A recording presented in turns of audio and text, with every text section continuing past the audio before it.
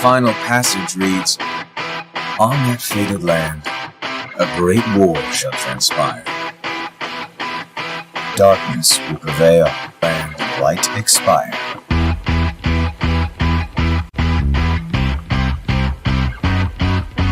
This world is full of light. It's a world comprised of many smaller worlds, all connected, stretching as far as the eye can see. One great light protects us all. All worlds share one light, one fate. I take it you're talking about Kingdom Hearts. Yep. In ancient times, people believed that light was a gift from an unseen land. The name of Kingdom Hearts. But Kingdom Hearts was safeguarded by its counterpart, the Keyblade. Warriors vied for that precious light, thus beginning the Keyblade War. All of this was decided. You really think you can change the future? All of this was decided. The truth is what you see with your eyes, not what you hear. Sounds like your trip around the world opened your eyes, but you got a little bit more than you anticipated. You must have seen a lot of darkness.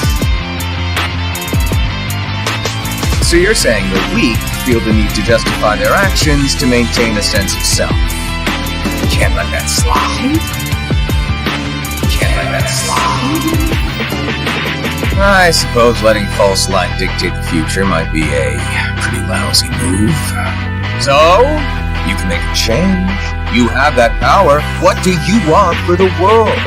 You believe the world needs you. Sounds like you already know where you're headed. If you truly possess great power, the darkness can't control you. All of this was decided. You really think you can change the future? All of this was decided. The truth is what you see with your eyes, not what you hear. All of this was decided. Why not just sit back and watch it play out? All of this was decided. May your heart be your guiding key. Who are you really? Some kind of fortune teller? Well, I could lie, tell you that's what I am, when I'm actually a brilliant artist, even a scholar. I could tell you that I dream of world peace, when I'm actually planning for its destruction. The truth is what you see with your eyes, not what you hear. All of this was decided. You really think you can change the future? All of this was decided. The truth is what you see with your eyes, not what you hear. All of this was decided. Why not just sit back and watch it play out? All of this was decided. May your heart be your guiding key.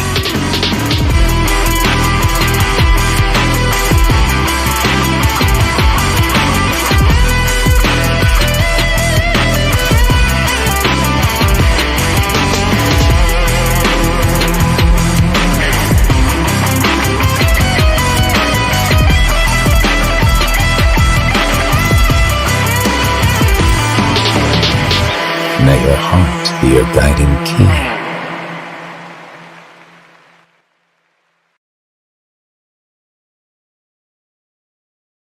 Well, hello, everybody, and welcome back to the Landy Lodge. We're celebrating the 4-year anniversary. I have brought a congregation of sickos and normies that I cannot wait to introduce to you. But before we get into that, I want to give a major love and major shout out to the sages of the lodge, but most of all of you who have taken part of this in one way or the other over the last 4 years. It's been a lot of fun. I'm excited to keep it up. And tonight, in the spirit of that, we're going hard. So without further ado, allow me to welcome these people in. Again, this is very new. You may be walking into a shit show tonight, but hey, let's see how it goes. Without further ado, everybody's here. I want to thank everybody who made time to come out for this today. Don't know if y'all can hear me, but you can unmute yourselves now. It's time.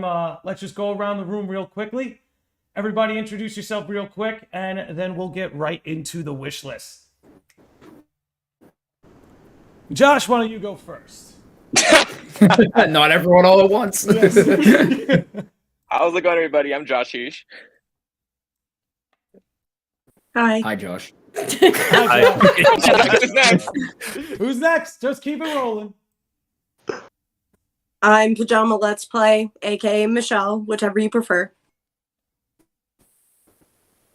My name's AndyBru, and you are in the Landy Lodge. Oh my gosh. Hashtag Burn the Lodge.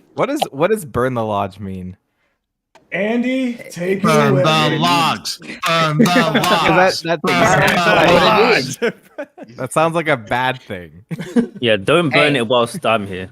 Yeah, right. Hey, This is what When I become leave, you can do what stronger. you want. You arise stronger from the ashes. So it's- There it I is. don't. There it is. Phoenix is not in my job description. Anyways, I'm BIO-ROXAS. Hi. Well, thanks for letting me join or at the last second. Anytime, bro. You Yeah, can come hi. barging in anytime. Yeah, I can come barge in and burn the lodge down. There it is. Hi, I'm KittiesinMitties, or Kitties is fine as well. Thanks for having me. I'm Hello. NEXTGENNOVELIST. Hi. Hi, guys. Hi. Hi. Hello. Hi, next gen.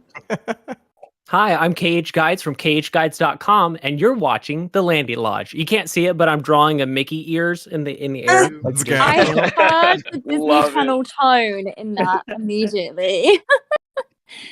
Hi everyone, I'm Carly, aka Felicia. You guys can call me Carly or Faye, and I'm very excited to hang out with you all tonight. What's going on, guys? I'm Lance. I'm a master. And you guys are on the Landy Lodge. Camera, I should have done an intro like that. I know, I was like, Never mind. mine were like so plain. Treehouse, why don't you go next, man? Yeah, Trey, come Well, on, what dude. is up? Hello, I'm Treehouse, and thanks for having me, Landy. Congrats on the 4 years of Yes, content sir. creation, my dude. Let's go. We missing anybody? Anybody? Agent. Lunar. I was gonna Did say, I Luna was say gonna go last, man. I was gonna go last. What's up? I'm Lunar. I'm last. Wait, no, Agent didn't introduce himself either. Yeah, I was going. I think on my Discord it's just very low all the time. I don't know. Whenever I join a new one, but yeah, AJENTxSPACELY, and I like turtles. That's all I got. Yes.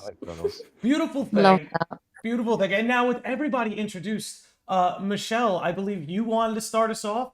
You got a spicy wish, is that right? Sure. So my wish can go one of two ways, because when it comes to Kingdom Hearts 4, I have no expectations. Other than we know it's not the last game, so like all the juicy stuff is not going to happen. So either I want to know for sure what happened to Scold, or I want to see Subject X. So either way, I want it confirmed that either yes, she is Subject X, or no, she is not. I second that. I would agree with that. That's a very Strongly. good one. I like that. I like it. I like that. Well, I want to see like what, like it can't just be who she is. It has to like blow our minds too, right? It has to connect certain plot points that otherwise weren't connected. I feel like that's what made the Lucio reveal so cool. So if they can like effectively do something like that with Skuld, whereby her being Subject X allows us to connect certain dots, I think, you know, I would love that for the next game. And I feel like they have to do it. It was in the secret reports recently, right? Yeah, So something to that. in Axel's character file, like she was referenced. Yeah, in the character files book. Yes, I heard a lot about that in my comments when I made a video about it being Strelitzia. So, Yeah, everyone was like, no, she's got dark hair. Yeah. yep, she has black hair, and I was like, okay, so who has black hair? Obviously, Skuld. But all of the Foretellers, we have no idea what color their hair is. And And also- missing. So, just putting that out there. It doesn't mean that Subject is Skuld. I feel like Yeah, that was I really think- cool too. Go ahead, dude. No, I was just gonna say that that's actually like I think that's been a really interesting thing since Dark Crow's finale, and one reason why I think like it would be cool to have it explained in Kingdom Hearts 4 because with what Nomura said in the interview about Xehanort's mom and all that, and how she has some kind of relation to Scold. You know, I mean, like I've had to go back and forth with people still trying to fight for the Scold thing, because to me, I still think it's her, but I think that it's definitely made it interesting now. I'll say that, like, how there's a connection there with Scold, but then there's also so much stuff that seems to lean towards her being Subject X. I'm telling you though, Subject X is Ava. Like that's I'm Team Ava, That's honestly. kind of what I thought as well. I'm Team Yeah. Ava. I was Yeah. initially Team Ava, and then we walked you can cross. I'm like, it might be Scold, and then with a Dark Road happening, it's like, it could be Ava. There's a chance. Yeah, I kind of threw it off of it. Yeah. I've been What did Dark Road bring in that changed things? I've been clinging to this for so long that, like, when the Union Cross finale came out, and I was like, oh, well, there's Scold, so clearly she's with Ephemer and Scala, so she's not Subject X. And everyone was like, no, we don't know that. And I was like, okay. Dark Road finale happened. I'm like, okay, can we agree now? Nope, we still can't agree. Okay. Well, that's all not right. Scold, right? At the end? That's not Scold. I believe it's her, like, granddaughter or something. But I think Ephemer and Scold repopulated Scala. And doing that, ended up in a different timeline. having the Adam and Eve allegory, because there's a lot of Judeo-Christian allegories as well as other allegories. So it would just fit right in. Yeah, I think they said it was like the bloodline of Scold, like this person that got handed off. So who knows? Man, for me, it's like I don't really care who it is. I mean, at the end of Dark Road, with Union Cross, we thought the player was Xehanort. The player was the blue hooded person. So I think no matter how much evidence or how obvious it seems, Nomura's going to do whatever he wants. He's going to clown on you at the end of the day. So I just, that's just my take on it. I would put money that the delay in Dark Road was so that they could retcon that, because the internet figured it out. And they were like, hold on, we gotta throw a wrench in these YouTubers here. Can't make it too easy for them. Right? Yeah. It has something to do with the I don't know. I don't see Nomura like seeing somebody figure out a story and being like, can't have that going on. Right? I'm also deeply disappointed how he handled the Norse mythology. So, Yeah, I will say none of the names' inspiration had anything to do with how their stories turned out, and that's whatever. Yeah. And maybe it makes it too easy to predict. So I could have gone either way with it, but it was kind of funny to see that, like, literally their names had nothing to do with anything that occurred like that. Yeah. Although if Odin is missing an eye, which there's an eye of his they keep covering, if he is indeed missing an eye, then that one works out. I mean, yeah. But, like, he favored the letter V. So any gods that started with V, that seems to be how he picked it. Does that mean they'll all be in Kingdom Hearts 5? Is my Nomura brain working right? Is that how that works? Oh, I like that though. Wow. How many of them started with a V? Oh no, I don't don't do even that. remember. Don't Like, do that. I'm just saying. No, Andy, oh my going God. there. It was something like 5 or 6. Oh my God. All right. Apparently it was 7. I Right? can- No, we've I'll look cracked this the up. I'll look this code. up. All right, so clearly in Kingdom Hearts 5, we're going to the underworld and we're going to meet the upperclassmen. Oh my goodness. No, I think it's KH4. That, Donald and Goofy are down there. well, they're down there looking for Sora. They're not down there Right, looking. It'll be hinted in KH4 for KH5. I get it. Yeah. It's all coming together. All coming together. So clearly Landy sees the future. Oh, what am I, Terra? Speaking of Terra. Anyone? Treehouse Oh, yeah. needs as well. What's your wish, Landy? Yeah, Go ahead, Treehouse. What were you gonna say about Terra? What were you gonna say? What did you say earlier, Tree? Let me just wait. There we go. Uh-oh. No, no, I got nothing. Winding up.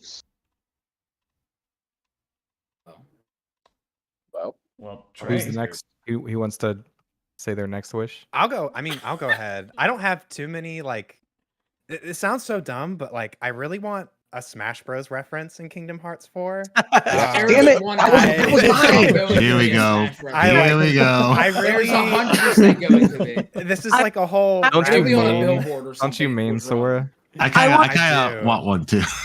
I would love one. Coliseum of Unreality. I just want, Just like you walk into a Sakurai's, GameStop. Sakurai's face on a billboard in Quadranum going, eh? That's all I want. Like, I don't know. It's like for me, it's I want, like, part of me is like, oh, like a little reference would be cool, but then part of me is like, what if Sora seeing Cloud and Sephiroth as Smash is also canon? Like, I'm just like going down the rabbit hole with like all this stuff. But like, if we get like a little reference, like, I don't know, I think that'd be really, really cool. Yeah, don't make it canon, but make like a reference to it. Yeah, you know, like don't make it part of the plot. You know, don't go on this whole big No, thing. make it Just, part of the plot. Put the most important plot pieces in the story mode Yeah, of Smash. get You can the- only play as Sora in order to unlock. Yeah, you have Do to it. get the pieces Do from it, Minecraft. please. Get the Minecraft pieces and put it in Kingdom Hearts You have to 4. play Building blocks. every single IP that is represented in Smash Brothers in order to understand the plot of Kingdom Hearts 4. Please. But that is yeah. so OD, but I love it. I would love like I'd love like a reference, and then I kind of want to know more about like Yen Sid too. Like I really hope they dive He's more sus, into bro. like He's his sus. lore What? and Andy. Yen Sid? You're sus. Yen Sid's a little yeah. sus, bro. yes. Why? Wait, He what? only divulged. So mysterious, man. Mysterious Tower, even. Come on. Yeah. Okay. Yeah. Good He point, only good point. he only divulges information after the Guardians have figured it out. That's true. Yeah. I've only seen this I know, man stand dude, up parts once. the whole. Yeah, he just He comes stands out up of twice. nowhere. At the end of Kingdom Dream Hearts Drop 3 to help everyone. Hey, listen, he might have like arthritis or something in his knees. You don't actually know. All right, he's an old man. All right, not defending him, but I'm just saying. You're a Yen Sid apologist, Andy. You always have been. Okay. Yen Sid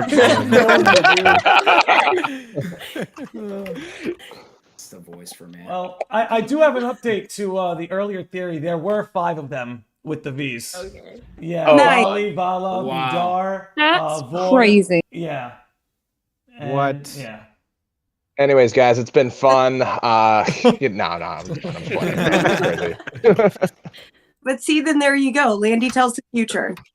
Let's That's crazy. Let's not. I Andy thought has one of the options biggest on his videos desk. on my channel is about the player being Xehanort. So I'm a crackhead.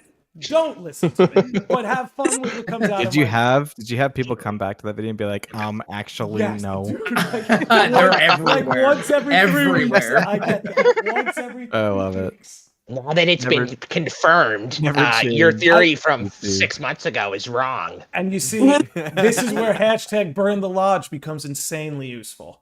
Exactly. Love it. I was one of those people. No, I'm just kidding. I might have to started start the being movement. one of those people though. Oh my To gosh. get it, Do it. if we're about to launch this campaign. Well, Damn. here's my wish. I want like literally 90% of the cast benched. I Whoa. want most of them benched. I want the whole. What? And then look, everyone I'm about to say are characters that I love, and if it turns out we get full-on arcs of these characters, I will be satisfied. But I just want to say, my own personal wish here: bench the Sea Salt trio. One. No! bench 'em, Shut up! bench 'em. Shut your No, face! they No. weren't supposed to Fine. No. No, bench Bench everyone except Axel. Benched. Try to memorize. No. I Bench. agree. I'm Bench sorry. everyone I but agree. Axel. Bench. Yeah.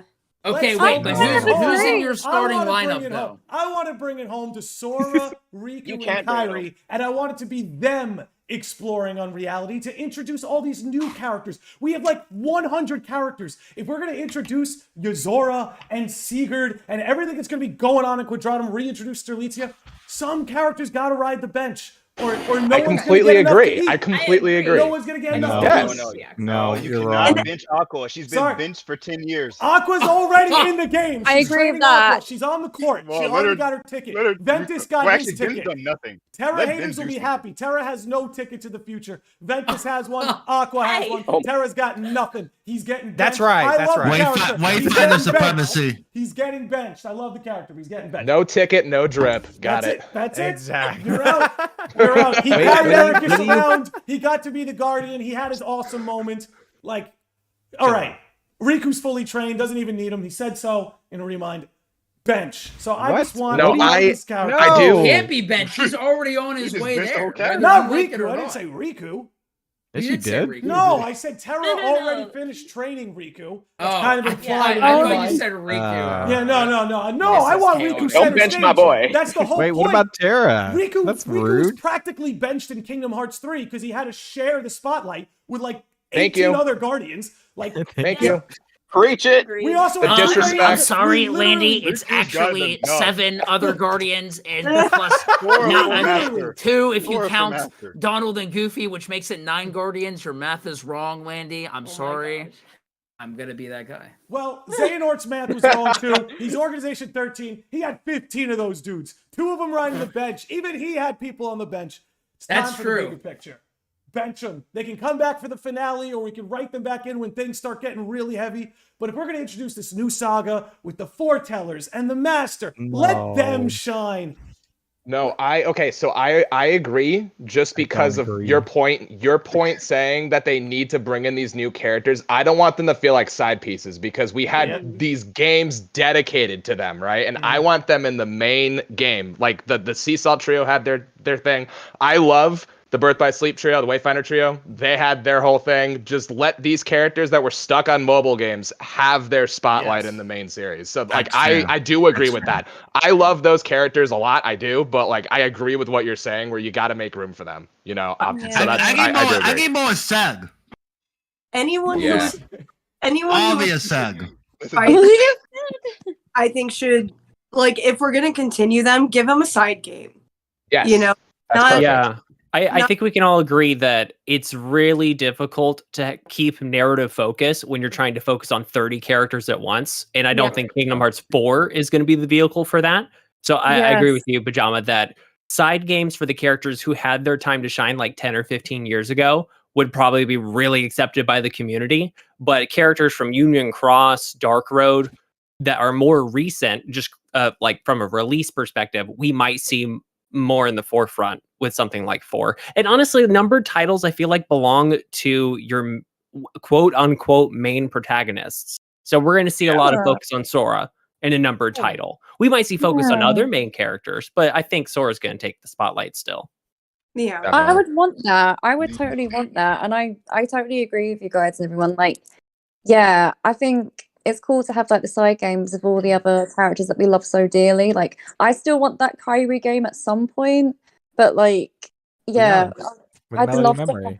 No, but like, I didn't want to say it. I didn't want to say it either. No, you know what I mean, though. But, like, I would love, like, yeah, just having Sora, a focus on him and seeing more of like the Union Cross characters, and you know, I still don't know what's going on with Strelitzia and stuff. So I totally agree with you guys. I think that'd be. Is that like one of your major wishes, Faye? Is to have a full-fledged Kyrie game?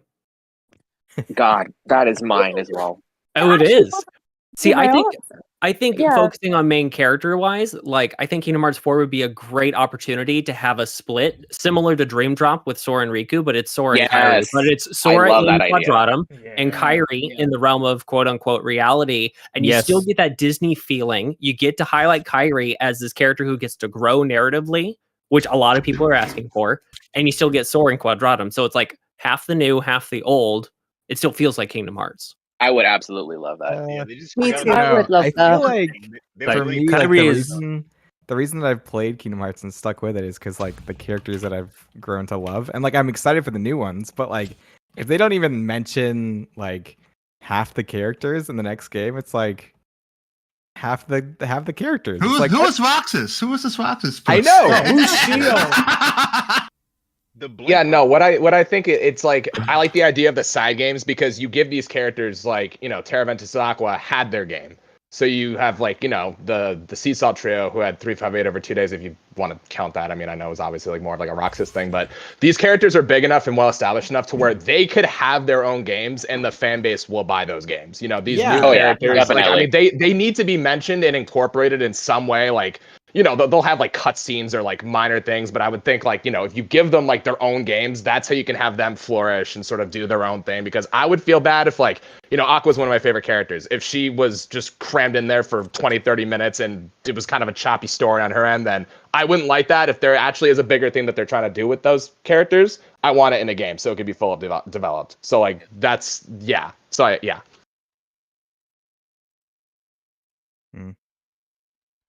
All right. Next take. wish. Oh man. Don't mind, I have one. Uh-oh. Oh no, I wasn't saying you had a bad take, Lunar.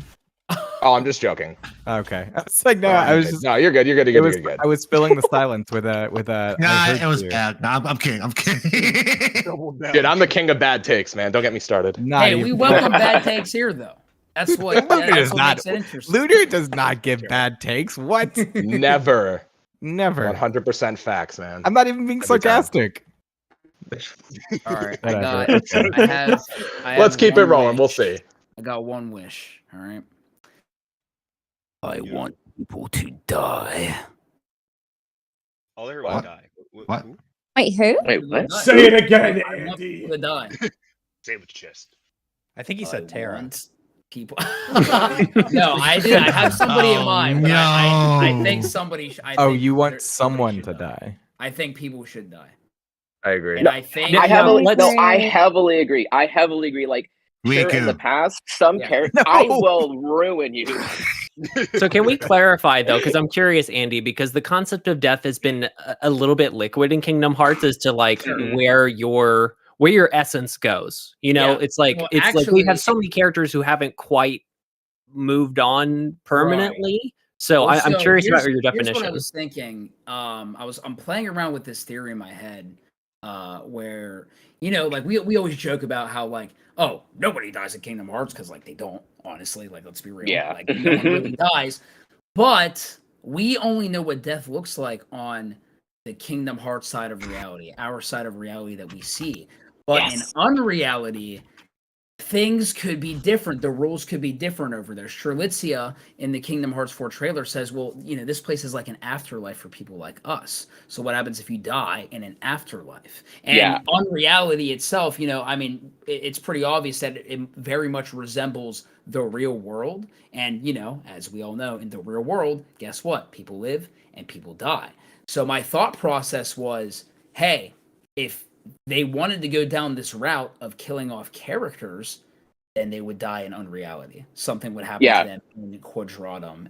And I mean, for me personally, listen, like Riku's like my favorite character of all time. But I think if he died, it would have the biggest impact on the story. It would have the biggest impact. 100%. I do agree.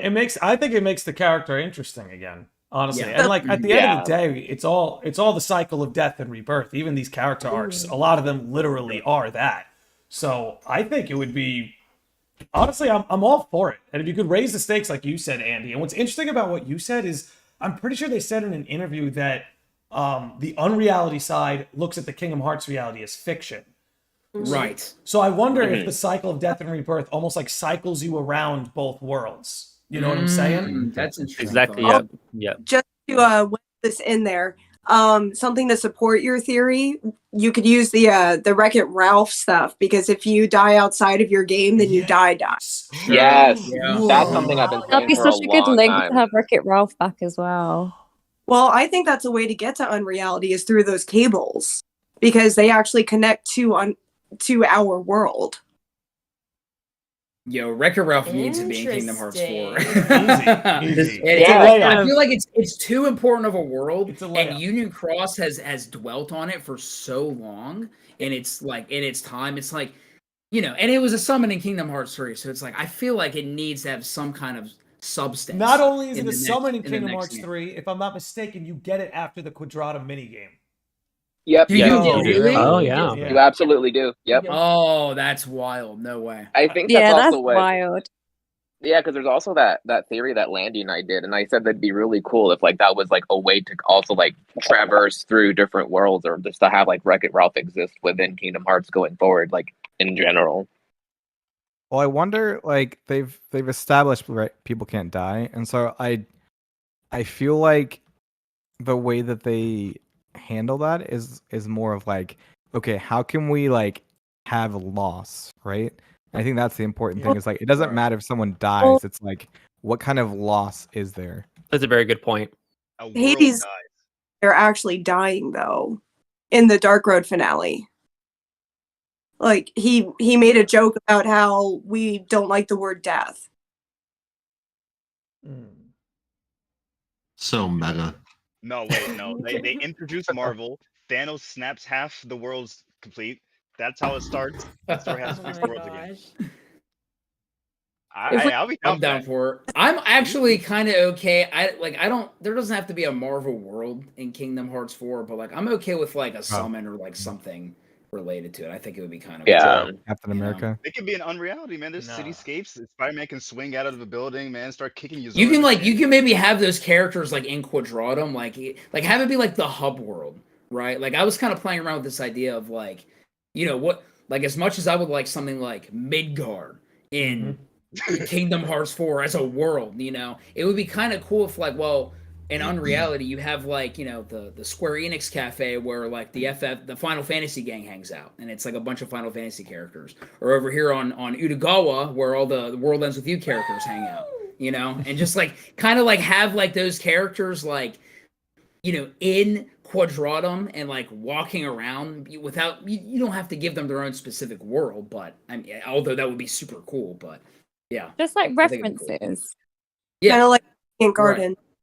Yeah, it would be like the Radiant Garden of Unreality, essentially, but like more grand. I mean, with Ralph in the game, you can get like you can just have random video game characters just pop up. You know, it's Unreality. You know, and we jumped into a game to kind of get the Quadratum anyway, which is kind of Unreality. You might as well just do everything. Just go hang out. Yeah. I think it'd be kind of cool if you're like walking around the city and then you see like, I don't know. I always thought the Incredibles would be such a cool thing for Kingdom Hearts 4 because just from the trailer, it kind of looks like Sora to these people who might not have powers would be like a superhero. So how cool would it be to like see Mr. Incredible like undercover or like some kind of like are there other people who have the same kind of powers as him? And I'm always for more Kingdom Hearts jazz music too, because like like the Melody and Memory Dearly Blood version, I was like, bro, give us like a jazz battle theme with the Incredibles or something like that. So if they're gonna pick some Pixar worlds, like the Incredibles is on my list. I feel like it would just work really well. Princess and the Frog world would also give us like a nice musical selection. Emperor's New heavily Groove, agree. please and thank you. Oh my Yes. gosh, yes. Llama Sora. Please. That's Now it. we're cooking. Llama Llama Sora. Llama Goofy. Sora. We love that. I gave that my life. Wait, Faye, didn't you have a theory a while ago about inclusion of Princess and the Frog as it relates to Kairi?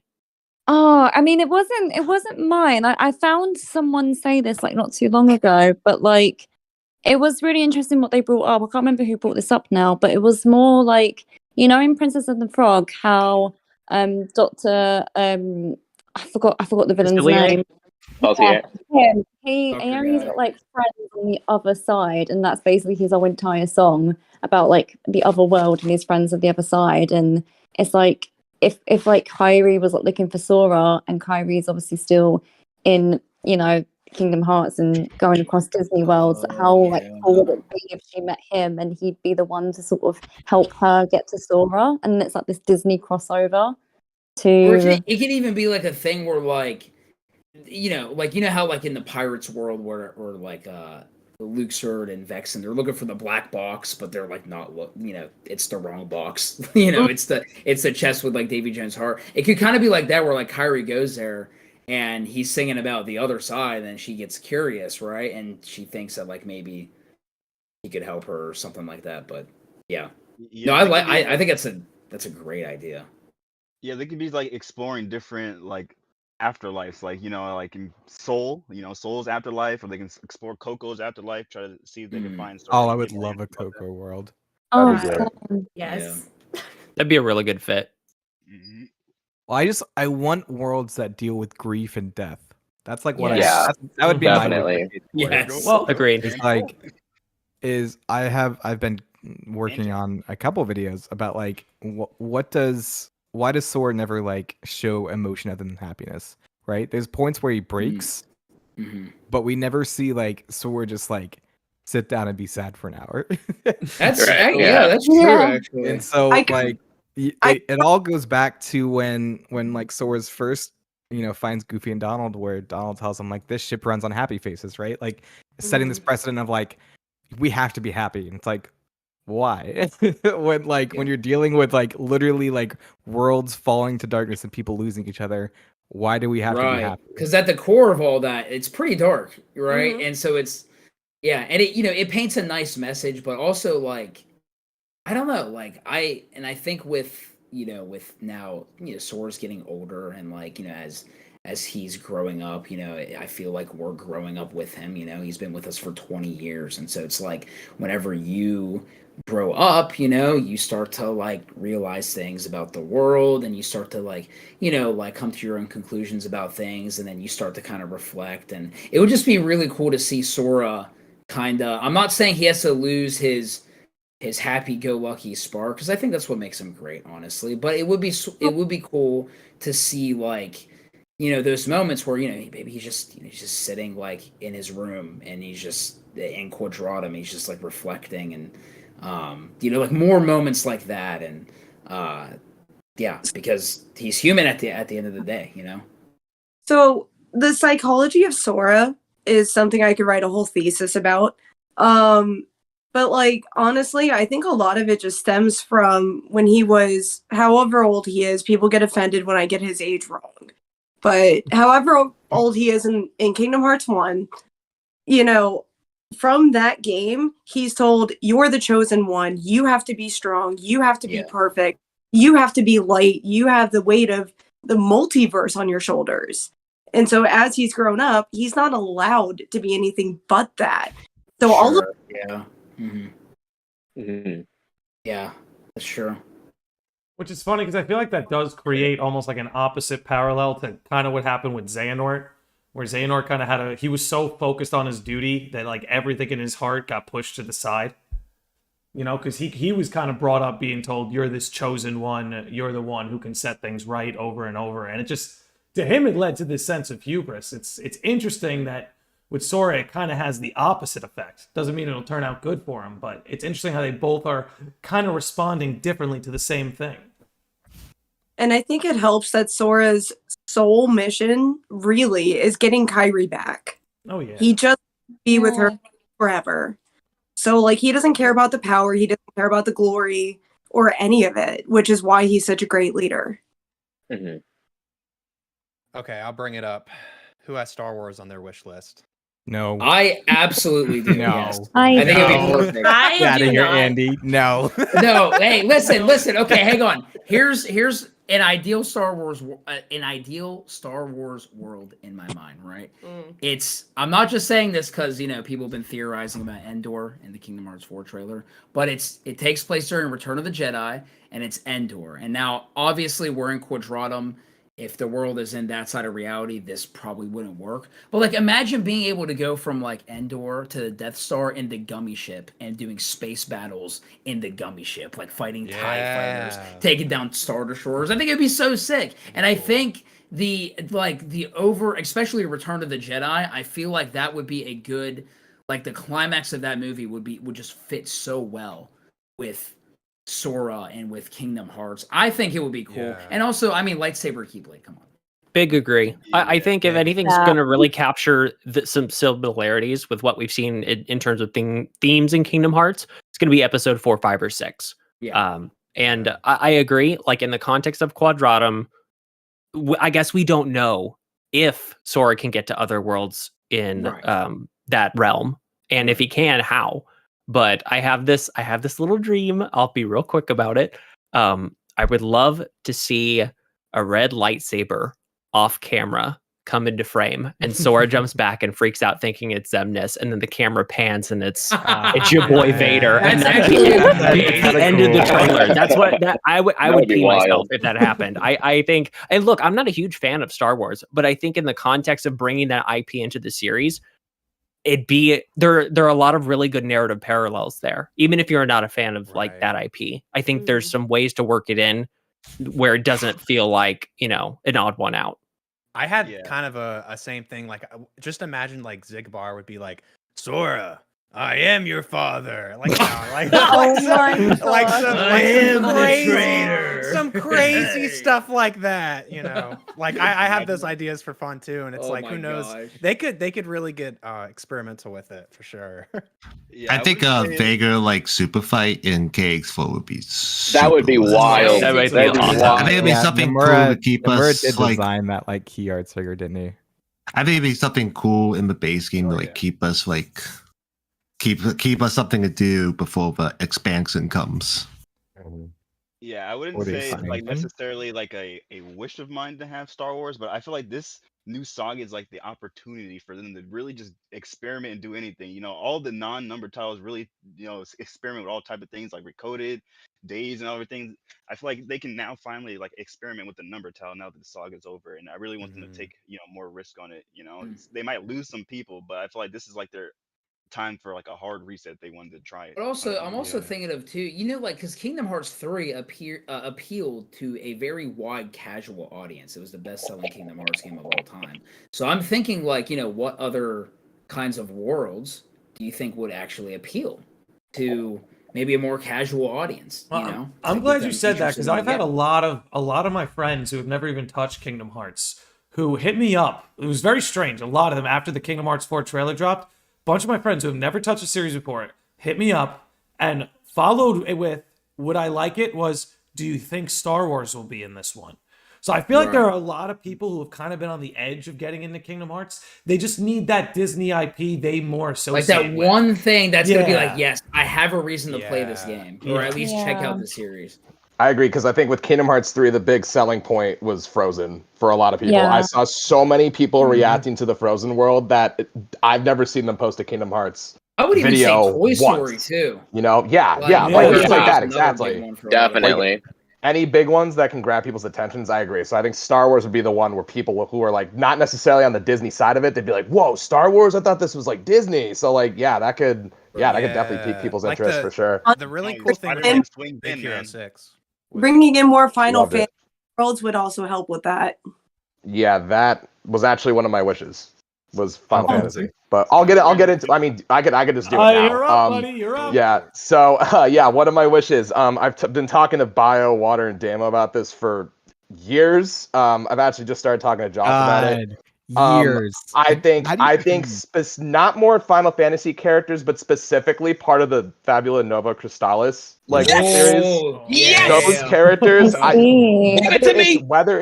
I want like Lightning, I want Noctis, I want all these characters that were supposed to be a part of that. I want them to make appearances, whether they're like, you know, a big part like Leon and Aerith, like that, whether they're like that or not, whatever. I just want those characters specifically represented.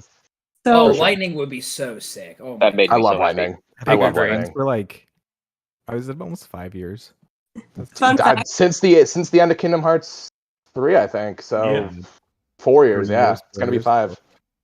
The Been first talking about this. The first video I ever made was a theory about how in the black box is Hope, like from Fabula Nova Crystallis. Oh my god. Oh my god. I went That'd go hard. single time that they reference that Hope is in the box. Yeah. And it's about child size. Don't spoil 13. He might crawl out of that box with some like permanent spinal issues, but you know. I was just thinking. Whatever makes you relevant in the plot, bro. Magic. I'm sure Masters can make it happen. That's we've the all thing, seen like, Harry no Potter, wonder. right? Harry Potter with wonder Mad-Eye Lucius Moody all the way at responded. the bottom of the box. Like it could work. You never know what kind of box that is.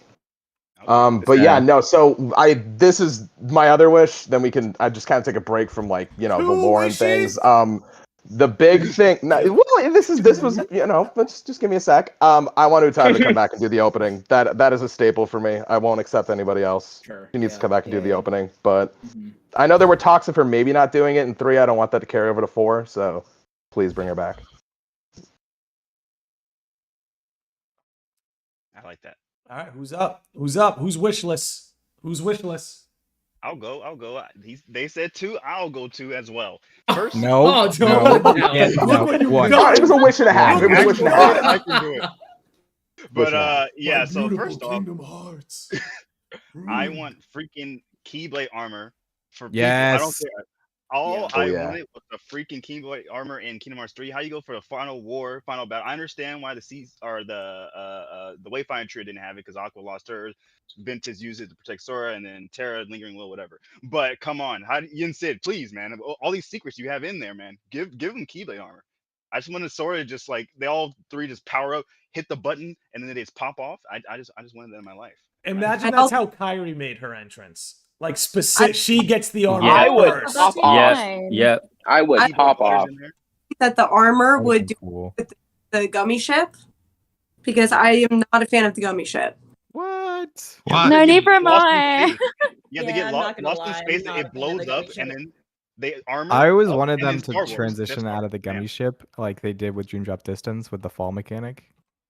I thought that That'd would be so interesting. cool. Mhm. That would be I cool. mean- If that's how you like fell into worlds and unreality. That'd be so cool. Knowing that Sora's going to have some type of Keyblade transformation ability in 4 with the build mechanic, because we see that like drill that he creates and the chain. I wonder isn't- if I don't know that's if going that's to the hint build towards mechanic. that. I think that was a reaction command. Oh, the Speaking drill, of yeah. reaction The drill commands, is reaction. Yeah. I think people latched onto it saying it was a build mechanic, but it's a reaction command. I'm pretty sure. Do we even know what build is at this point? We No. still not know. Yeah, I don't think so. I don't think want so. it to be. It's not going to happen at all. But what I want it to be is freaking the like job builds from Final Fantasy instead of like building creation, but like Oh, that would be Yes. cool. Yes. Yeah, that would be, Yes. it would be different. It would be different, but it would be cool. That'd be lit. since we're on the topic of reaction commands, that's actually within one of the things on my list. So I really liked how in like Kingdom Hearts 2, how it was pretty fleshed out, where with the Demyx battle, for example, if you messed up, he basically sucker punched Sora, or with phase 1 with the Xemnas battle, with the buildings, that would also mess you up. And then Kingdom Hearts 3 didn't really have it all that much, but I think the Zigbar Showdown command was like another perfect example of how that could be implemented. So I would really want them to have more depth of that in Kingdom Hearts 4, not to the point where it's like a quick time event, but to the point where you'll get punished for mindlessly spamming triangle. Sure, yeah. Yeah, which one of you was it that said you didn't want reaction commands? Because the Morris seemed to be pretty convinced people didn't like them or something. Me. I love knew it. that. I knew I it. like Steve Sora do cool things. I don't care if it's just a press of a button. I want him to do cool things. I'm cool. with it. I just want, I think Yeah, one Josh of was them getting would at bring it this a back little bit. I just want the reaction command to not be, oh, just press triangle. Like, even if you did like little things, like, you know, when you have a meter and you have to get the meter to land in the middle, you know those kind of like little mini games that you get. Oh in yeah, servers? where it's like a perfect. The shot lock. Just give me a bunch of stuff like that where it's like I have to time things properly as opposed to press it at the right time. Just like the Zigbar Yeah, Showdown, it's about pressing at the Yeah, right and then time, not at a time. Yeah, you mess up, you get punished, and it messes the whole like groove of things up. Yeah, exactly. Yeah, for sure. I most of my wish list is actually gameplay related, because one of the things I want most in Kingdom Hearts 4. Platforming. Yeah, Andy got it. Andy definitely touched on a big one for me, but I was also going to say combat balance, because I feel like Kingdom Hearts 3 had so many tools for combat that were very easy to access. Like you said, Landy, where it's like the risk in getting them is basically null. So I feel like if they get back to more of like Kingdom Hearts 2's combat balance and maybe just spread out the tools a little bit more, whether it's reaction commands, summons, whatever. Because I feel like Kingdom Hearts 3, at least for me, overwhelmed me with the number of options we had with attractions, summons, links, all that stuff. No, I completely agree Hey with guys, you there. gotta head out. I'm sorry, but thank you for including me. Congratulations, Landy, on your 4th anniversary. Thanks for coming, Pajama. Thanks so Yeah, much thanks for for coming, coming. Pajama. Thanks for making time for this. Always appreciate having you on here. Yeah, and hopefully we can all do this again sometime. And if Absolutely. I can, Michelle, is there any chance we can get a farewell kitty cam? yes, actually, they are being cute Let's right go. now. Let's go. All right, just forgive me if I look like crap, but Look at They're- them. We love to see it. They're so fucking cute. Mama Bear. Oh, yes. She perked up a little for her name. There she is. Aww. And her son, his name is Gabo. It's a Norse rune. Yeah, very cute. And we've got 2 more down here that are not seemingly in the room. So this is my life. Well, thanks for sharing it. And again, awesome hoodie.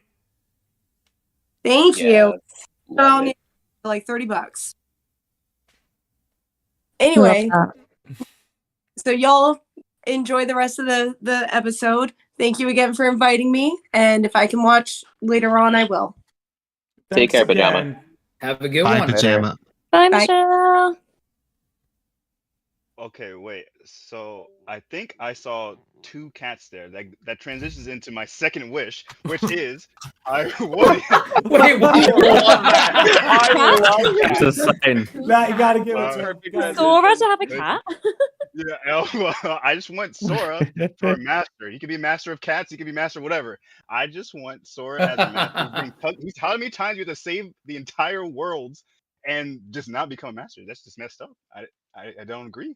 If Kyrie becomes a master before Sora does, I'm gonna. Well, no, I'm Right, gonna it's fight the you on that. idea Kyrie's of, getting formal like- training Kyrie, that's from a well master. deserved. Sora just does whatever he wants. He's reckless. He throws himself. Dream drop distance. All his fault. All his fault. Kyrie is the only one among the 3 getting formal training from a Keyblade master. They got trained by Yen Sid. He hung up his cleats decades ago.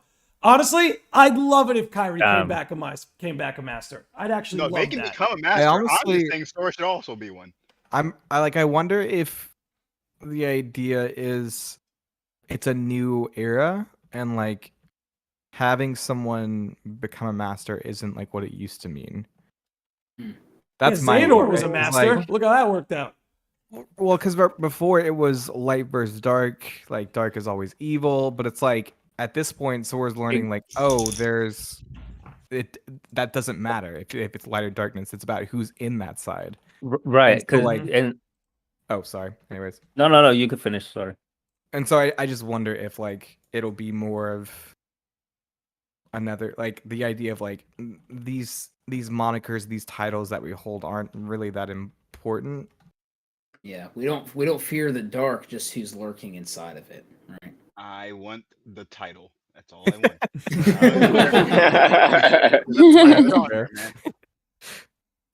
Yeah, I was gonna say on top of what you're saying, Bio, like what's really interesting about that for me, like with the whole thing with the Foretellers being back, is that I think like I can't wait to see is the interaction between these guardians who've been trained to be masters of light, but then the original, like the OG masters of light are here and they're not on our side, right? Like they're supposed to be antagonists. So it'll be kind of interesting seeing how they react to that, because till now it's been quite clear, like, oh, you're darkness, you're trying to destroy everything. And it's kind of like, well, how are the Foretellers gonna react? I'm actually kind of interested to see what is even going to be the context for why they're even against each other, other than what is it just because the master's just going to say so? But even then, like, why? You know, so it'd just be interesting to see how this kind of light versus light thing, because that to me seems like what it's basically going to be with the Foretellers. Even though they're supposed to be set up as darknesses, I mean, their belief though is light. Like that's the thing that they value.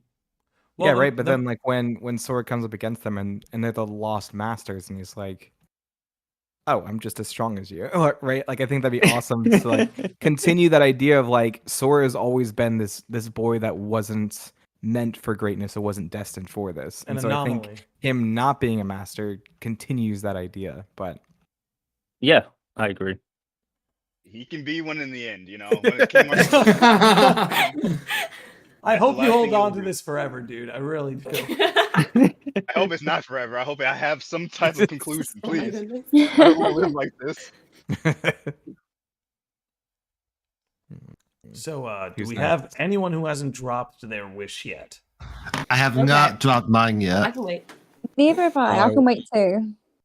So I want KX4 to feel. I want the base game of KX4 to feel like a satisfying experience. Yeah. I didn't really feel it with KX3 as much as I love KX3.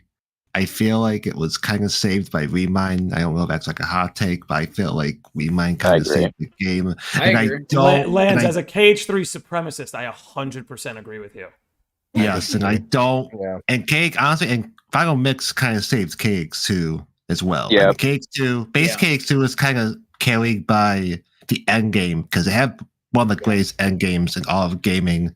But because it was so good, people ignored it. It was kind of lacking in content besides like the Stuffy fight, which is a really, really good fight.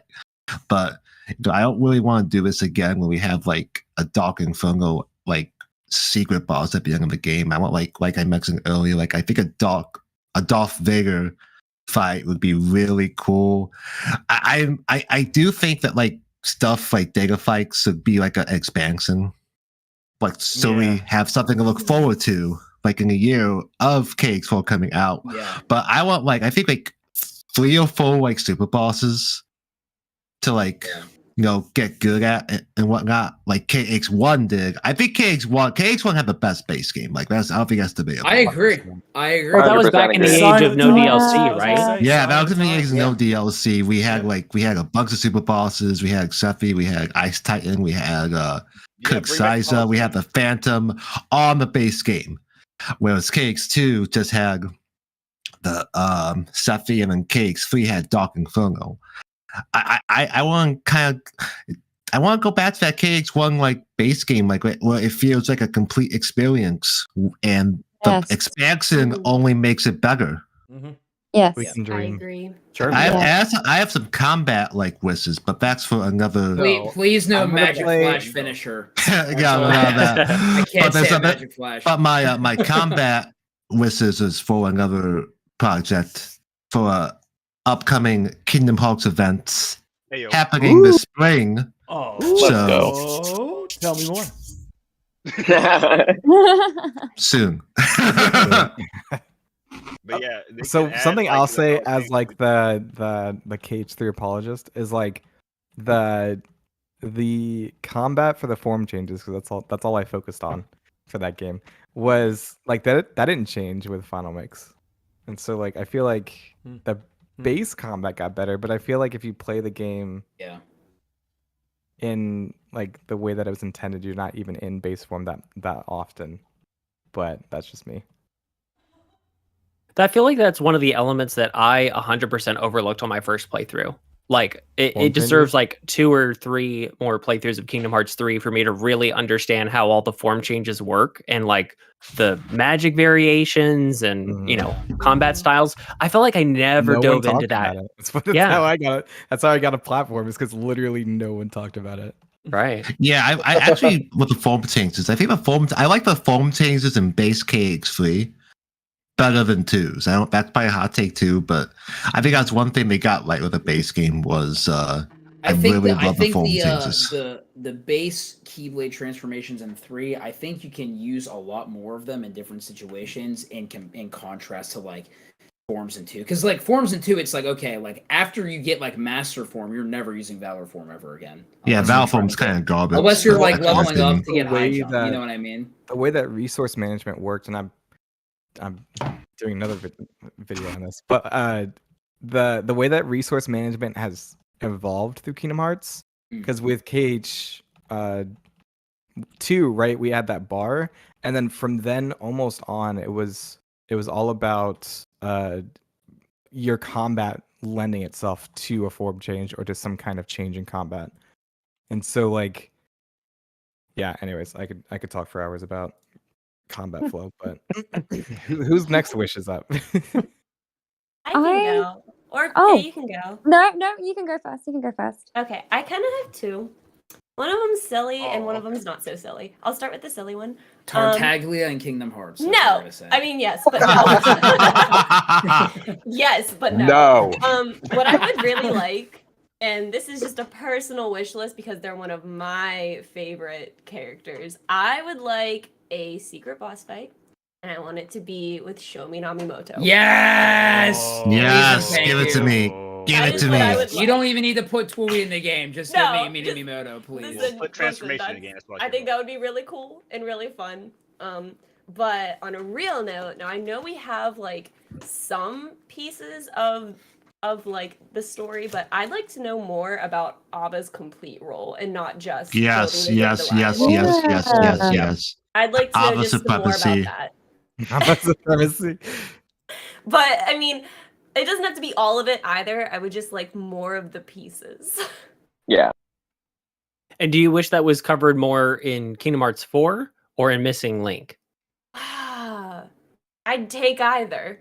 Yeah, I'd take either, but I feel like it would really fit in Kingdom Hearts 4. that's fair. But those are my wish list items. I would love for like if Sora was like okay, I was playing around with this idea, right? Like instead of like him traveling to like because we don't know how world travel is gonna work in Kingdom Hearts in Quadratum in Kingdom Hearts 4. You know, it's not like really specified like how that if there even is world travel anyway. But I always thought it'd be really funny if it was like something like, you know, he like goes to sleep and then like he wakes up and then it's like he's in like Shibuya, but it's not like he like goes to sleep in unreality but wakes up in like another version of Shibuya and then it's like Welcome to the Reaper's game. So he's in like or something like that. Like he's in like that the would school be universe. so Or like okay, this is stretching it because this is not even like Square Enix related at all. But like again, like he goes to sleep, he wakes up in another Shibuya. It's like wait, this is like the third time I woke up in Shibuya. And then like you look at the billboard and then like the Phantom Thieves are sending a calling card and he's like he's in Persona 5. You know, it's like I don't know. Again, it's just like an idea I was playing around with. Like, is it gonna happen? Probably not. But you know, it's copium and I'm here for it. See, I told you to add a bunch of different, video game properties in. At this point, just get a little research. We can still focus on Disney while still having other things added that has nothing to do with Disney. You know, it's still fine. Well, just turn Kingdom Hearts into Smash Bros. Never let that happen. No, honestly though, I honestly think little off topic, but I think Nintendo is sleeping on a gold mine because they could literally just invent a new property that just Kingdom Hearts is the Nintendo properties. Yeah. Is that not Smash? I mean, but Smash is like a fighting game. You could just make a new IP that's just based on exploring the IPs you own. I mean, it's such a genius formula. I honestly wish every company would do it. I feel like actually really it's like earlier when we were talking about like how different worlds like appear to people like more casual players of Kingdom Hearts. It's like, I mean, Disney and Square are absolute geniuses because I think it was really cool with Big Hero 6. The world in Kingdom Hearts 3 was like a like an actual sequel. And I wish stuff like that More would of happen that. more. More of that. I love that. You know, like I think that's such a genius idea. And now it's like, you know, they realize that was kind of cool. And since they put Sora in Smash, they're probably like, oh my gosh, look at all the people who are going to get in the series because of this. Because like everyone, even though unfortunately people bought it on the Switch, for some people that's like the only thing they own and they're able to play the game. So I think even when it comes to like big franchises like Sora coming to Smash, or like maybe Star Wars being in the game, Kingdom Hearts is just going up and it's not going down anytime soon. Yeah, I think like because you touched on Big Hero 6 and I was just thinking in general, like I would love to just see, you know, more original stories within these worlds like we got in Big Hero 6, like we got in Toy Box and things like that. Kingdom Hearts 5, let's just put Toy Story 5 in there. You know what I'm saying? Just the. Oh my gosh. No, I know exactly what you're saying. Put Trunk 3 in KH4. Oh yes. So what? My resolution, please. So I will be the one to save Wensler. Yes, please. Yeah, we have to complete that arc. We have to complete that arc. Yes, we feel do. Like I have a hole in my chest. You know? Same. And that's the thing. Same. I want I think we just need more things like that where like Sora and Tron are so close, but like it's not like that with other Disney properties. You know, he kind of just goes through the world, helps them out, they're friends, yay, he leaves. But it's like no, like this is kind of like a little side, like with Sora and Tron, it's like a little ongoing like thing. It's like, well, he hasn't actually. Now, if you've seen like Tron Legacy, like you know like what happens, but like. Yeah, like I would love to see more stuff like that. Like actually have meaning when going back if we do go and revisit these places outside of just revisiting them just to revisit them. Well, that's why I You know- love the Pirates world so much in KH3 because like Jack Sparrow, like he doesn't respect anybody, but like he holds Sora in such a high regard compared to everybody else. It's like everybody else is worth scheming, but like Sora's worth standing up for. And you know, you could do that with a lot of Disney characters, but doing that with Jack Sparrow, to me, I feel like that just punctuates Sora's effect on people even more. Captain. Thanks, bro. Excuse me. But you have heard of me. I agree with Andy though. Like I want to see the Kingdom Hearts characters insert themselves more into the Disney IP plots. Like even with Pirates in 3, a lot of the movie plot kind of happens around them. And then, you know, Sora, Donald, and Goofy show up and they're like, "Oh, we're in a war. Come join us." And then they're, you know, they get a little bit involved and they're on the sideline and then, you know, they leave and, you know, everything's all happy and sugar and rainbows. But I think to see a better mixture of the Disney story being unique and the Square Enix characters inserting themselves into the plot that change it, I think we'd love to see more of that. Yeah, that was mostly what my wish was going to be, to be honest, was that. But also, I think like something I noticed that, because I know everyone says Kingdom Hearts 1 did it best.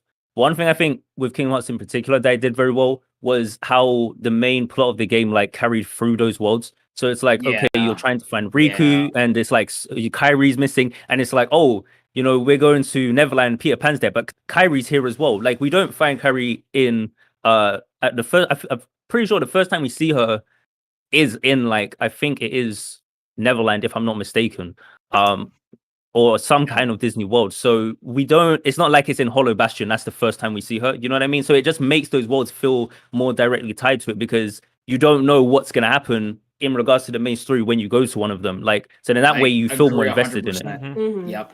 I agree too. My little tinfoil hat about all of this is that when Kingdom Hearts started, it was kind of an idea that used surrounding IP to sell it. Like the whole point was like, oh, you like Disney, you like Final Fantasy? Well, look at this, 2 for 1. You jump in, right? I feel like it's grown to a point where the original content and the original worlds could sell themselves. It's what we're all primarily interested in. But I feel like the series is almost kind of like trapped in its original deal. You know, like not that the Disney worlds don't have their place, the Disney characters don't, they 100% do. But I wonder sometimes if this is what Nomura is talking about when he says mix up the formula, you know? Do you know what? This kind of like sorry. I've gotta head off. See, thank you for letting me join. It was a lot of fun. Dude, I was gonna talk with her. Yo, Guys. have a good one, man. See you, man. Yeah, I've seen some of you guys around on Twitter, so it was good to put a voice to a name. Yeah, Yeah, awesome talking to you. Yeah, thanks for hanging. BIO-ROXAS, everybody. Thanks for coming, dude. Faye, you were saying. Yeah, like it kind of like ties in a little bit what you were just saying, like to my wish a bit, like about changing the formula. And I think that I'm gonna sort of ramble a little bit. I'm gonna try and make this as quick as possible, but I think my ultimate wish really is like for like a complete new feel for the series entirely. As we're coming into like the Lost Master arc.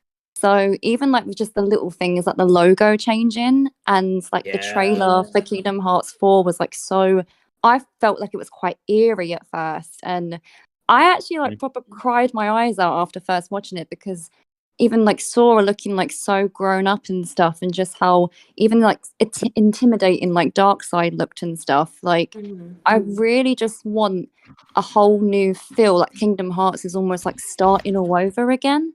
And kind of similar to what Lan said as well, like feeling like Kingdom Hearts 1 in a way, and sort of introducing these characters from like the Key Saga, sort of what you'd said, Landy, and you know, maybe even getting a little bit more of young Zainal and his 14th vessel, as you mentioned in Dark Road, sort of appearing. And I'm so freaking curious about Sigurd as well, because he was the one that I think you cracked the code, guides. Like he narrated the Kingdom Hearts 4 trailer and the Missing Link trailer, if I'm not mistaken. And I feel like he's going to have like a kind of a big part in it, and we don't know this yet. So I just want that eerie sort of feel. Like I'm with Landy. I want a death. I want my heart to be broken. Yes, and I rip like, rip and tear until it's done. literally, all I ever wanted. I want like the new feel. Like I want like a brand new feel. And I want Sora to like kind of. I don't really want him to go back to his reality at the end of Kingdom Hearts 4 because we're still in this whole Lost Master arc. I don't really want him to go back. And if anything, I kind of want him to wake up in the world ends of you, Shibuya, if anything. Like, right? Suffer. You know what I mean? Like, I just want this to be like a really epic, but like almost heartbreaking and a bit of a darker Kingdom Hearts than what we've seen before, with all these sort of unanswered questions being answered, but not everything. I'm happy to like wait a few more games for everything to be answered. I still kind of would like to know what's in the box, I suppose, for Kingdom Hearts 4. But just like this whole feel of a new era, my heart's a little bit heavy, and I'm like, after playing Kingdom Hearts 4, I just want to feel like, bring me the next game immediately. Have all these like things, you know, are not unanswered. That's kind of my wish, is just to be like, whoa, we really are in a new era of Kingdom Hearts, and it feels good and it feels wow at the same time. With definitely more prepared too, which is nice, you know. Yeah, I definitely agree. Bad ending like BBS. Yeah, no, I was gonna Yes. say I think the thing that I love the most about Birth by Sleep is like the so out of like it's just so different, like the ending of that game compared to like everything else. Like it was just so like wow, they lost. It's dark, it's grim. So I agree with you, Faye, where it's like, yeah, I think that Kingdom Hearts 4 just needs to set the tone for the next like arc or phase, whatever you want to call it, because like this is where everything's like starting, you know, this is where like all the things that we're building up are coming together. This is Kingdom Hearts 4. It's like the new logo, the new drip on Sora, the new so I think it needs to set the tone appropriately. So I think having it darker, more mature, more serious, whatever you want to call it, that's definitely really important. So that's something I completely agree. 100% Lunar. Like, keep the formula, change the tone. Yes, and I wonder if that's what Nomura means, like, because like. Go ahead. No, sorry. Go ahead. No. You go ahead. I've kind of lost it now. Okay. Go. All good. Well, I mean, the only thing I would bring up to like build into all this death talk is that, you know, the symbol for 4 in Japanese is that of death. Like, it's synonymous with death. At least that's how I understand it. So that's why it seems like death is such a big overarching thing in Kingdom Hearts 4. I mean, the whole plot is Sora died. We got to fix that. But it looks like Sora's got to fix it himself. Oh, look, here's Sirlitzia, someone else who died. And, you know, there's something I can't get out of my head, too, that the Master, I think it's the Master's voice, maybe it's Sigurd's, but at the end of the trailer where he's like, well, if you leave this world, so guarantee you're going back to the one you came from. It makes you wonder, like, maybe there's more unrealities out there, or maybe, like, every time Sora hops between realities like that, he's almost, like, splitting off and creating these new ones. I don't know. But just the way he said, if you were to leave this world, you know, something along the lines of that, the odds you go back to the one you came from are slim. Something like that. I just can't get that out of my head. Yeah, I feel like a lot of people brought it back to, you know, KH1 and stuff like that. And I feel like they really could do that before and have it be its own KH1. Like, you know, like Kingdom Hearts 3 already ended like with a callback to it. I feel like it can all wrap around and the ending can be like bittersweet, just like how Kingdom Hearts 1 was. It wasn't like really a happy ending. He saved one person, but lost like 2 others, and then he had to go out and chase other people. So it can be a bittersweet ending for Kingdom Hearts 4 as well, to set the tone for the rest of the saga. Well, I feel like part of the message of Kingdom Hearts is always this idea of like, you can't have it all, right? Like Kingdom Hearts 1, they all end up separated. Kingdom Hearts 2, they're all together, but Namine and Roxas don't get to be their own people. No one knows who Shion is, and they immediately get a message in a bottle that says, hey, the work isn't done. You know, like it almost feels like every Kingdom Hearts game, like someone has to make a sacrifice, you know? Like, yeah, all the Guardians can be on Destiny Islands and play Frisbee, but Sora has to die for that to happen. Or inversely, like you can defeat Xehanort, but Kairi has to die for that to happen. It's almost like they're just trapped. Like no matter what they do, they can just never have it all. And I just wonder how long that's going to keep up. Is that what the ending of the series will be? Or is the series about like correcting this pattern that they can't seem to escape from? As long as Square Enix wants to make money, that's pretty much it. Well, if they wanted to make money, they'd bring Missing Link to console. So I don't know what's going on over there. Honestly, For real though. Mobile games have the most profit. Yeah, that's the problem. Yeah. Oh, I would love it if like Missing Link was on the Switch, honestly. The player base would be huge, but the online would be garbage. That's the problem. Yeah. Yeah, it's just more accessible on mobile, you know. Like everyone has a phone, not everybody has a PlayStation or Switch. And, like I get it, but it's like, dang, like I'm with you. The problem Like, is it looks good too. Like it looks does, like yeah. a console game. But oh well. At least the cutscenes will look pretty. Mm-hmm. Oh yeah, definitely. Oh yeah. Is anyone hyped for? Or go ahead. Oh, no, I was gonna say, is anyone hyped for Missing Link? I actually really am. Oh yeah, I am. I am. I'm not sure. Obviously, I don't know how it's going to be gameplay wise, like properly on the phone. But I'm definitely interested story wise, like for sure. Oh yeah. Oh, story wise, I'm with you. 100%. I'm with 100%. I'm sold. I'm Yeah. definitely excited to use Smash Amiibos as combat mechanic. in this Oh my god. Yes. I know I was joking about Terra's awful drip, but I hope Donald and Goofy get like a new outfit because it's been Please. they out of Oh, everyone yeah. they deserve it the most. I think. Oh yeah. Please. Like even Mickey got an upgrade, but Donald and Goofy. I mean, they- while we're they- at it, can we give Namine a new outfit? Yeah, Yes, nominate said that please. first one. Yeah. That Give her a girl lab coat. smells Like Give Give her a lab shit. coat. She's I was wearing not saying years. this.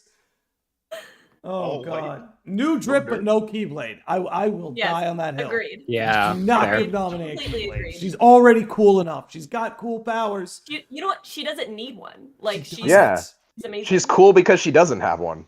Yeah. Facts. What do you guys think like Donald and Goofy's role in Kingdom Hearts 4 is gonna be? You know, like are they gonna eventually make their way into unreality and then become like Duck Hunt or like Oh my god. you know like what's actually gonna happen? I'm just curious of what you guys think because I don't know. Laughing at that I visual. honestly love No, to they're see gonna them come with through like in a Kyrie a Disney bit World more. costume. Agreed. Yeah. Oh my gosh! Yeah. Wait, What did you say? I'm sorry. Katie just said they're gonna come into unreality and they're gonna be in like their Disney World costumes, like the. Oh my God. George. Hey, this is Sorry, my go ahead. fault. Whoever was talking, I'm I'm sorry. sorry. It's amazing. I kind of would like to see them with Kyrie a bit more. Like Oh, that would sort be of- cute. Yeah, like Yeah. obviously, as like Sora had like Donald and Goofy by his side throughout the whole time, and while Sora's like in the world of fiction, like to know that if we see the cutscenes of back in in Kingdom Hearts world, then it'd be nice to see Kyrie hanging out with them a little bit more, sort of like switch the roles a little bit. I think it'd be quite cute. Do you I know- would love that. Do you know what I got? Imagine they go. Go ahead. All you. I was gonna say, imagine they go to Quadram and it just turns out they were actually Magia and Aegis the entire time. And it was, Oh my god. That's cursed, dude. I've not heard that one yet. That is cursed. But I love it. I mean, going off of what Faye said, actually, is maybe instead of Kyrie, they go for Riku because I mean, at the towards the end of Kingdom Hearts 1, they kind of betrayed Sora to go to Riku. I wonder what that would actually look like in the end. See what they, how that relationship would be in the end. You never know. Isn't Riku already en route though? Riku is already going to Quadram. Yeah, that's my thought Yeah. He's too. already got a hotel. I now. can't He's already wait. there. He's done all types of things. Dog. Have you seen Zeta Flare? Come on, he can do anything, man. Teleport. Learn from Doctor Strange in the Quadratum, and then start opening up sling rings and going teleporting. Yeah, give Donald Duck a sling ring, please. Dude, That would be honestly, that would be dope. That would be so dope. I want just that. see his little duck fingers just create a circle, man. Just jumps through. You guys know what I think they should do with Donald and Goofy for this game? Oh my gosh, what? Have Go you ever on. played Dream Drop Distance? What's Do that. Oh my god. From my memory. Just do Oh that. my god. Oh, Yeah, they're there in the beginning. They're there in the end. I mean, hey, But, they were Sora and playable in Riku get the days. Spotlight. I kinda They were like that. playable in Days mission mode. It's not So was completely... Larxene, and Larxene is the Yes, first playable it's female not So was character in the completely Axel, series. and that was the best experience of my life. But no, put them on the bench. That's what I say. Just for this game. You need to bring them Yeah. back. You need to bring them back. Put him front and center Kingdom Hearts 5. In fact, the thing I loved about Kingdom Hearts 3 was that it was Sora, Donald, and Goofy's story. So you could put him right back center stage for 5. But if Sora is in Unreality, ride the bench. That's just where I'm at. You can come back on the court when Sora's back. I guess a lot of us have made the assumption that Kingdom Hearts 4 is going to be Sora finding his way back, or them finding their way to him. And I wonder if they might pull out the rug from under us and say, "Oh, Donald and Goofy found their way. They're at the beginning of the game. They're now a team again." I wonder if they're going to surprise us that way. That takes away Sora's separation. You know? I thought so too. It takes too much away from that. Yeah, I honestly think, like, considering the fact Kingdom Hearts 4 is like the next thing right up, and we're playing a Sora, I think we just need some space so we can feel like there's actually been some sense of loss. Like, we need some distance, because if it's just like, oh, the gang's back together, we're just doing the same. Nah. Agreed. Nah. I feel like next gen. I feel like you're sending like a breakup text right now, man. Hey, listen, like we had a good ride in Kingdom Hearts 3. It was great, but like I'm sorry. temporarily. I need a vacation to Shibuya. It's just a break. It's just a break. I just need a break. Yeah, I just need a break. I just need a break for like a whole game. And we're good. Like after a game, sure, we'll see where we're at. Well, I'll tell you, I want the games to get longer. I want 40-hour campaigns. Definitely. I want 40-hour campaigns, baby. Now that there's no load times with solid-state drives and all these systems, that's it. Playtime, we need more. Because I love Kingdom Hearts 3. My first playthrough was like 27 hours, but about 3 of those were waiting for it to load with the Instagram page. Oh my gosh. Hey, I like the Instagram page. I like Instagram. It's beautiful. But I much prefer playing it without those crazy load times. I can say that much. Actual question.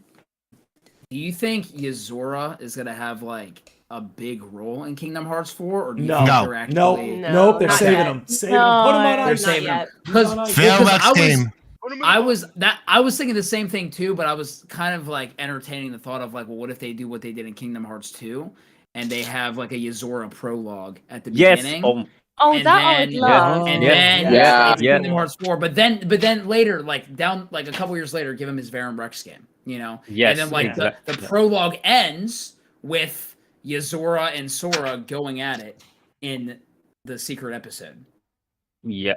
Or Yozora and Riku meeting, because I have a feeling those two are gonna meet, and I've had this theory because like really like everyone's like they even like joke about it in Toy Box, like, yo, Yozora looks a lot like Riku. I have a feeling that Yozora clapped Riku and somehow took his appearance, because he looks a lot like Riku. He looks a lot, and it's not his. He says that's not what he really looks like. Didn't Rex call Sora Yozora at the very start of Toy Box? And I feel like that's not a coincidence at all. Like he does. And then there was a deleted cutscene that we never got where he called Donald Duck and Goofy Moggy and Aegis. He did do that. And no one seemed to question the duck and the dog looking like humans. Yeah, I think that's why they cut it. Also, Andy, your little idea just made me think of like getting the Yozora prologue for like Kingdom Hearts 4, and I've always thought that both endings for if you lose or win against Yozora, I felt like both would somehow, some way be somewhat canon. Like there wouldn't be one or the other. What if at the end of the prologue for like say Yozora's part, and you defeat Sora and he becomes crystallized? That's when he kind of like wakes up, and that's how Kingdom Hearts 4 like with Sora's journey would start. I like it. Well, yeah, chronologically it makes sense, because Sora does mention when he reaches the kind of like midnight version of the final world that he's like, at least I'm still here. Like it sounds like chronologically that's where he vanished to. But doesn't Yozora say, I went through some trials and then was told to save Sora? So you're thinking that the trials could be the tutorial sequence in 4? Maybe. Yeah. I'd love that. I'd absolutely love that. And I think it would be like a good length too, because like you don't have to flesh out all of Yozora's story, right? You just just have like that little bit, give us just enough, and then have us look forward to something in the spin-off, right? Or spin-off, whatever you want to call it, non-numbered game, whatever, they're free. But yeah, I think that'd be cool.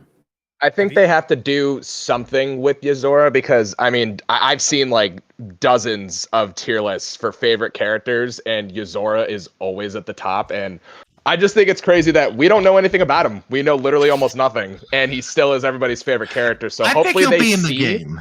Yeah, I think they just have to do something with him. He just like whether it won't it's be like yeah. a lot. It's not going to be like as much Right. as people Well, it's think kind it of will like be. it's like Kingdom Hearts 2 with Roxas. I mean, we had him in the prologue, didn't know anything about him, and then we got days to sort of flesh him out. Like I think something like that with Yozora would be great. Yeah, kind of like I agree. yeah, kind of like Yozora's part being like the 0.2, which was originally supposed to be Kingdom Hearts 3's prologue, and then say like 2026, like 20 years after Versus 13 came out, let that be the Verimarex game where it completely fleshes out Yozora, gets his whole full game. Absolutely. I think it's pretty interesting. Like Yozora has, correct me if I'm wrong, but doesn't Yozora have like a nobody earring on his ear? Yeah, You guys he see has that? nobody Yeah. earring. Yeah. He also and doesn't then- he have like a chocobo like keychain or something too? So he has a nobody earring, and then in Kingdom Hearts games, it's like Luke Sword also has a nobody earring, and then we see them in the car together, and I'm like, there's some type of like relationship with them, maybe. I don't know. I'm excited though because I also Yozora also has that patch on his shoulder with like the skull and crossbones, but instead of a skull and crossbones, it's like Sora's like the outline of Sora's head, and it's like two keyblades as the crossbones. Oh, that's cool. His jacket, the chocobo. zipper also. Yeah, on his jacket. jacket, His jacket zipper also has the chocobo on it. Yeah. You know, there's something that's been bothering me lately when I've been thinking about Yozora, and I'm going to say this, then I got to run to the little lodge room. But if you guys recall young Xehanort's speech to like Masters, he talks about he's like, what are the exact words? But he talks about how the weak they take power from the powerful, something along these lines, that the weak steal their power from others. And I have to wonder if in some way he might be referencing Yozora, because everything about Yozora seems to be taken from something else, right? You see it in the battle when he takes your Keyblade. He's in a body that isn't his. When he's fighting Sora, he's not really in a world that's quite his. He's, just everything about him is something that's taken from something else. And then, I've notoriously insulted, even though I love these songs, the main themes of Kingdom Hearts because they have nothing to do with the story more than often than not. But that opening line of Don't Think Twice, the whole like Kingdom of Thieves, I don't know if that's just like what this next arc is going to be getting at, and if that's what Xehanort saw is like the birth of this world where power is taken, all power is taken from someone else, or your body is taken from someone else. I don't know, but I can't seem to bring the two to like peace in my head between young Xehanort talking about seeing a world where the weak take power from others and seeing everything what Yozora have to do with taking. Everything with unreality, in a sense, seems to have something to do with that, but I don't know. It was an Aladdin 3 reference. Somebody, Umbra quoted in the chat, those who are weak and who desire greater power simply strip the strong of their power and convince themselves they've earned it. That's how people become tainted by darkness. They believe what they want to believe, using hollow reasons as justification. So I don't know, maybe Yozora's on a rampage where he's justifying all his actions to get the Nameless Star back. I don't know. I mean, Sora kind of did the same thing with the power of waking. He justified abusing it because it was all he could do to bring Kairi back. I don't know. Valid. That's interesting, actually. That could be interesting to see more of like the Nameless Star character in 4 as well. Thinking about it. Her voice Whoever actor is took really her cool. form, I Lance. guarantee is a boss fight. I guarantee it. Oh yeah. Yeah. And you know what? I wouldn't even be Yeah. surprised. I wouldn't even be surprised if it was just like on the surface, it was just kind of like a, whatever boss fight, like super nonchalant, like there's no meaning to it. But then like whenever you get through the game and you go back and it's like, wait, that's who we fought? Like, I don't know. That would be cool, man. Yeah, like the moment she gets her form back, you're like, wait, hold on a moment. Like, yeah. I hate to interrupt, but actually do have to head out. No. Thank you, Landy, for putting this together. It's really been an honor to really be a part of this. This is really truly like an all-star session of Kingdom Hearts creators, and it's been hell yeah. It's really flattering to be in this call of all these amazing creators. So, but goodbye, everybody. Have a wonderful and amazing rest of your weekend. Bye, May your heart be your guiding key. Oh my goodness. Perfect exit. Perfect. Oh, who did I just miss? Who left? You were What happened? Actually, here.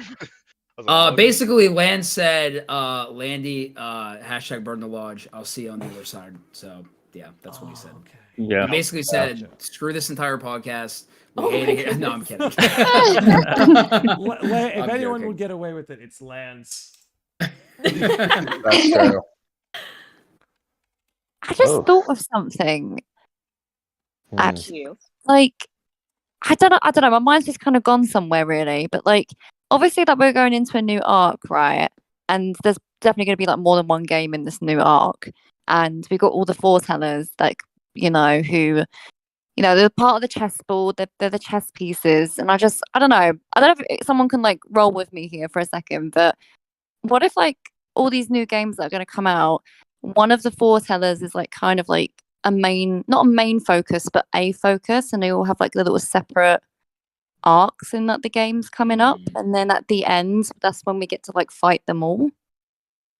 And then like Kingdom Hearts 4 can sort of like, I don't know, maybe give us a little bit more inkling into Ava or to Gula or something. Or even like a face reveals. Like, let's go. Yeah. Yes. It would be cool to have like, honestly, like maybe it's just me. I can't see us fighting the Foretellers in Kingdom Hearts 4. No, I don't to be think honest. so. Like, I think they're gonna split. Oh, really? They're gonna split. I think they're gonna split. I think we'll fight Ira and Envy. I almost feel like they're gonna split off in their direction. And I don't know. I feel like because they can't agree on shit. Like I just think they're gonna split up again. That's what I was saying earlier. Sorry, go ahead. I was saying that's what I was saying earlier. It's like, what's the context behind even fighting them? Because that's kind of what I was thinking as well. Well, they're not going to like that a lot of the Guardians use light and darkness. To them, darkness is like something to be shunned. Like, they're from a world that just shunned darkness. So if they see the likes of, like, Riku wielding darkness or Aqua wielding it, or in some ways, they're going to freak out. Like, ideologically, they're going to freak out. That's what I think might bait them into fighting. But aren't the Foretellers housing the capital D darknesses, and they would be fighting with darkness? Only because, like the Master said, they have strong hearts of light. But what if they got corrupted in the time? I think that's very possible, honestly. Well, because the chess pieces are on the chessboard. They are like the yellow, golden chess pieces. They are. Oh, like, true. Like 7 black pieces. And now, obviously, I think that's just alluding to the fact that like they have these 7 deadly darknesses inside of them. But like honestly, like I wouldn't even be surprised if it went down this road where like like Landy, you were saying, that like they grew up like shunning the darkness, but like what like Guides was saying, what if that darkness like slowly begins to corrupt them, and now they become the very thing they swore to destroy, and so now they start utilizing that darkness, and it's like it's kind of like a like not character development, but like their character like degrades in a way, or in like I don't know what's the word I'm looking for, like where like they regress. Yeah, Yeah, I think this is the kind of stuff that makes the Foretellers so exciting, is because they are nuanced to the point. Like you see, especially in back cover, you see the good and bad of them. Like you see their redeeming qualities and you see their flaws pretty front and center. And I almost wonder, when you consider that the Master gave them these names, right? Like Ava, Gula, Lushu, like these are all names the Master bestowed on them. And I wonder, are those actually just the names of the darkness they're meant to hold? Right? And it's like the Master's just like, right? He's just like organizing his file. He's just like, okay, this is where I'm going to put Ava. But that makes so much sense. Yeah. Like that actually makes so much sense because, he was talking about like in Union Cross, they were talking about the 13 like original darknesses, but out of those 13, there's 7 deadly ones, yeah. 7 deadly sins. So that makes a ton of sense. Yeah. Is Lushu's name a sin? I'm Lust. just thinking right now. Lust, I think. Oh, Lust, yeah. okay, yeah. But then was he meant to have a darkness or not? I actually genuinely don't remember. I believe the master. He implied all 7 of said- them in the. He implied Unicross all 7 of them did. Yeah. I Okay. personally think that the master is lying in the sense of like I feel like he could handle one of the 7 deadly darknesses. I mean, he's the master of masters, but then again, we don't really know much about him, to be fair. But I feel like he could be lying whenever he said that he had one in himself. Because, like, is he really just going to off himself as well? You know, like, I mean, maybe he could, but I have a sneaking suspicion that he could be lying. Well, Like, he could be saving that darkness for somebody else. a random idea I've played with, because Ooh. I've liked the idea that the master's light, right? Like, I feel like a lot of people take that Yeah. and run with it. But, like, what if the master's darkness? And what if all of this is just some kind of ritual so that he could kind of absorb all 13 and take their form and then finally take that coat off? I don't know. I've tried, like, entertaining the opposite idea of, like, Right. you know, maybe the darkness might be something I don't know. Now I'm going a little too far because there's so much about his, like, origin and where he comes from that we Yeah. don't know yet. Well, the theory that I had was that what if like the original, like true darkness actually originated from the Master of Masters? Because Dark Road showed us that the darkness that was in Baldur told us that like all darkness, it forms like in people's hearts, even the ancient darknesses. And so it's like, well, these ancient darknesses, these deadly darknesses, they had to originate from somewhere. So I'm thinking like, well, what if they originate from the master?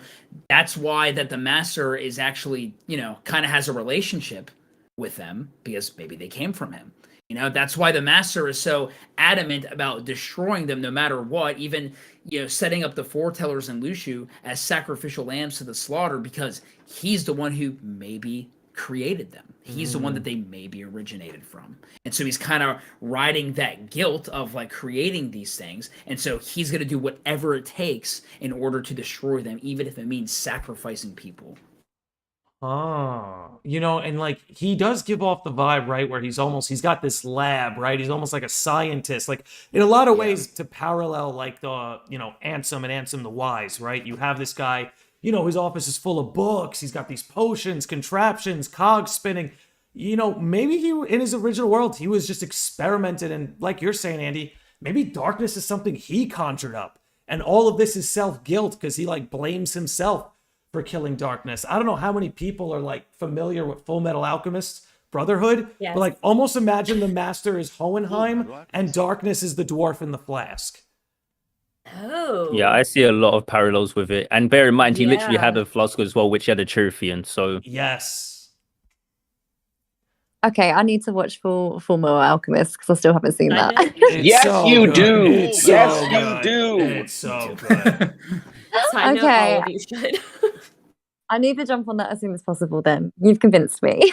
Solely for Kingdom Hearts research, though. No, Oh my God. Yeah, I mean, it is a know Square what I Enix love? property. Give me a Fullmetal Alchemist world, baby. Square Enix has Listen, got the rights. hear me Let's out. go. Full Metal Alchemist. Wait, give me really? Soul Yeah. Leader. Wait, actually? Yeah, no, Yeah, Square it's an Enix actually- has yeah. rights to Fullmetal Alchemist.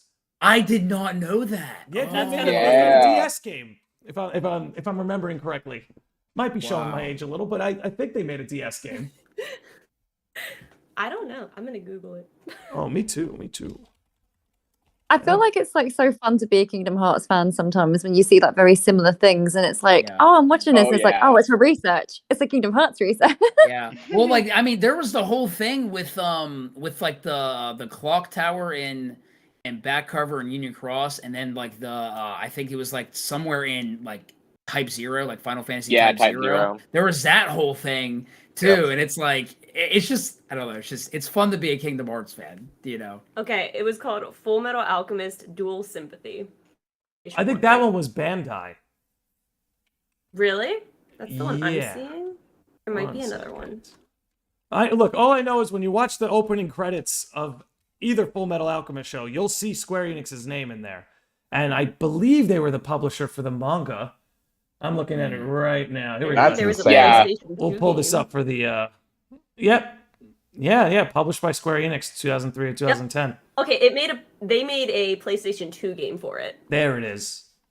Yep, there it is. So yeah, give me that Fullmetal Alchemist world, baby. I'd love Fullmetal it. Alchemist and the Broken Angel. There it is. Broken Angel, Lost Master, come on. Angels, We could do The it. World Ends With You. Hey, The World Ends With You We has to could be in do Kingdom it. Hearts Oh my 4 god, now, listen, you know? I've been trying so hard not to talk about how much I want it, okay? No, now's the time to talk about it. Oh. You I outed want yourself. it so bad.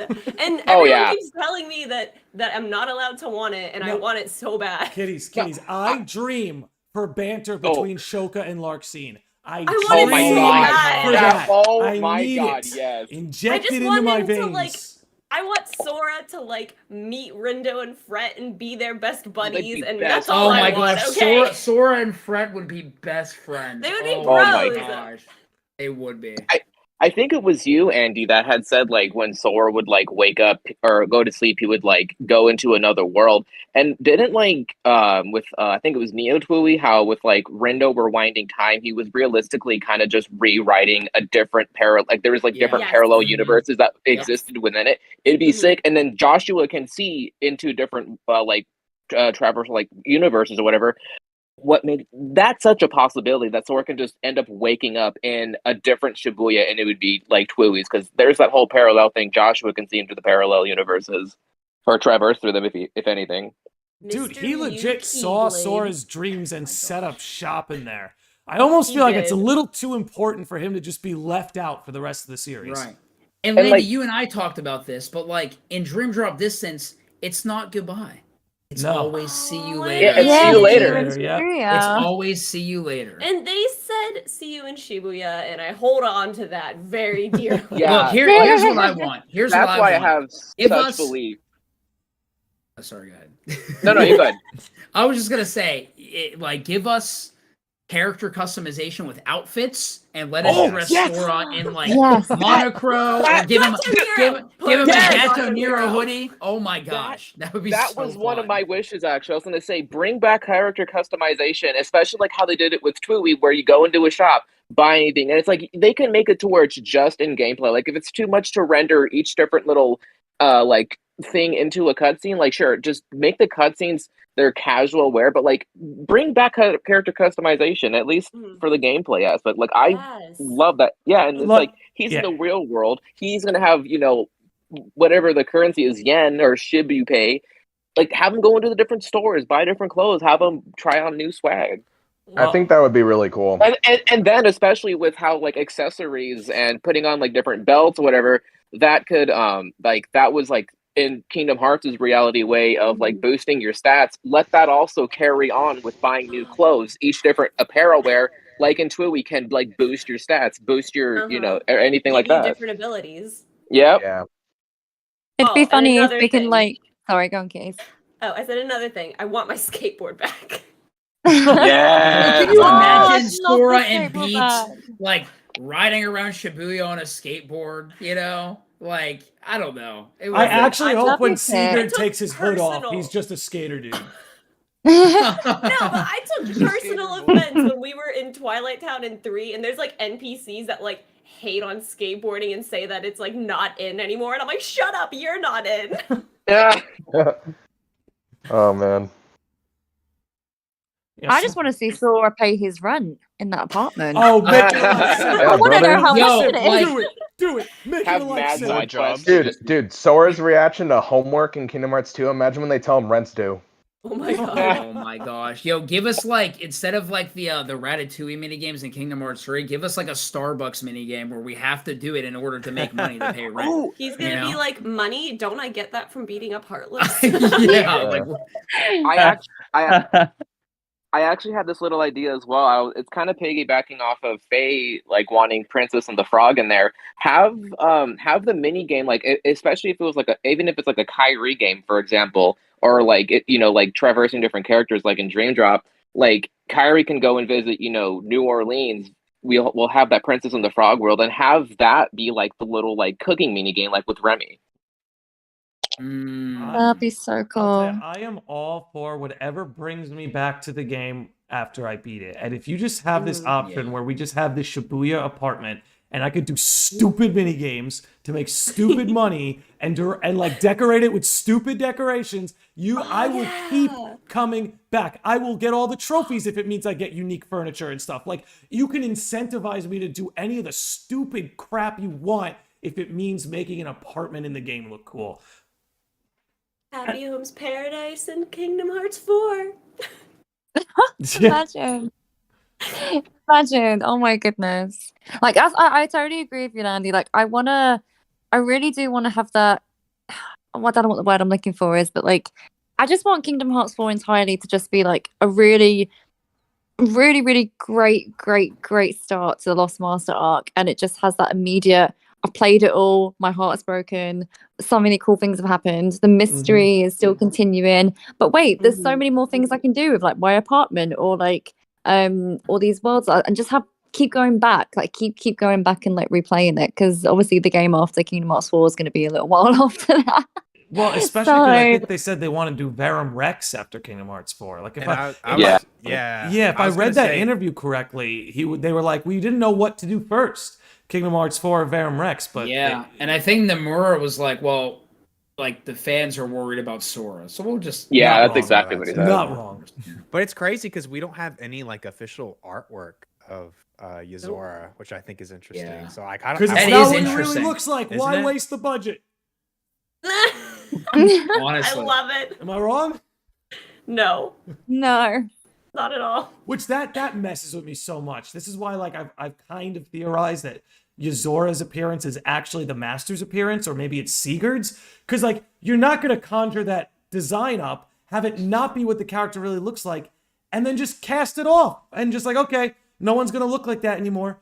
I feel like whoever he got that body from is probably someone important.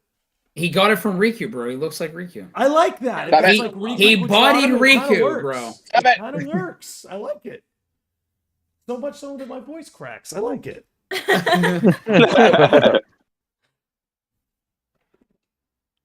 I just feel like there's so much they could do. Yeah. Oh, 100%. And that's why the series, I don't think, is going anywhere for a long time. Oh, It's not. You know? Like there's so many possibilities, and there's only going to keep being possibilities. Dude, they have Disney people is still staying up late pump for out mobile stuff. phone cutscenes, dude. Like, they got it. They just have to I not destroyed my fumble. sleep for Dark Road and Union Cross. Oh my god. They just have to not fumble, dude. And we'll keep staying up late for them.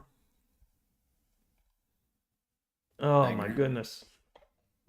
I mean, I would think that with Quadratum, like, I mean, I've said this a while ago, it's a bit out there, but considering the fact that on the Verum Rex box in Toy Box, it has Square Enix's logo on there, I just have to wonder if, when you go over to Quadratum, if there's any actual references to Square Enix there. I just feel like it's a missed opportunity to not do something, like to not have some kind of like reference to them or something. I mean, we're literally in the city's pretty much like the same, to real life in a lot of ways. As Square Enix is they got to.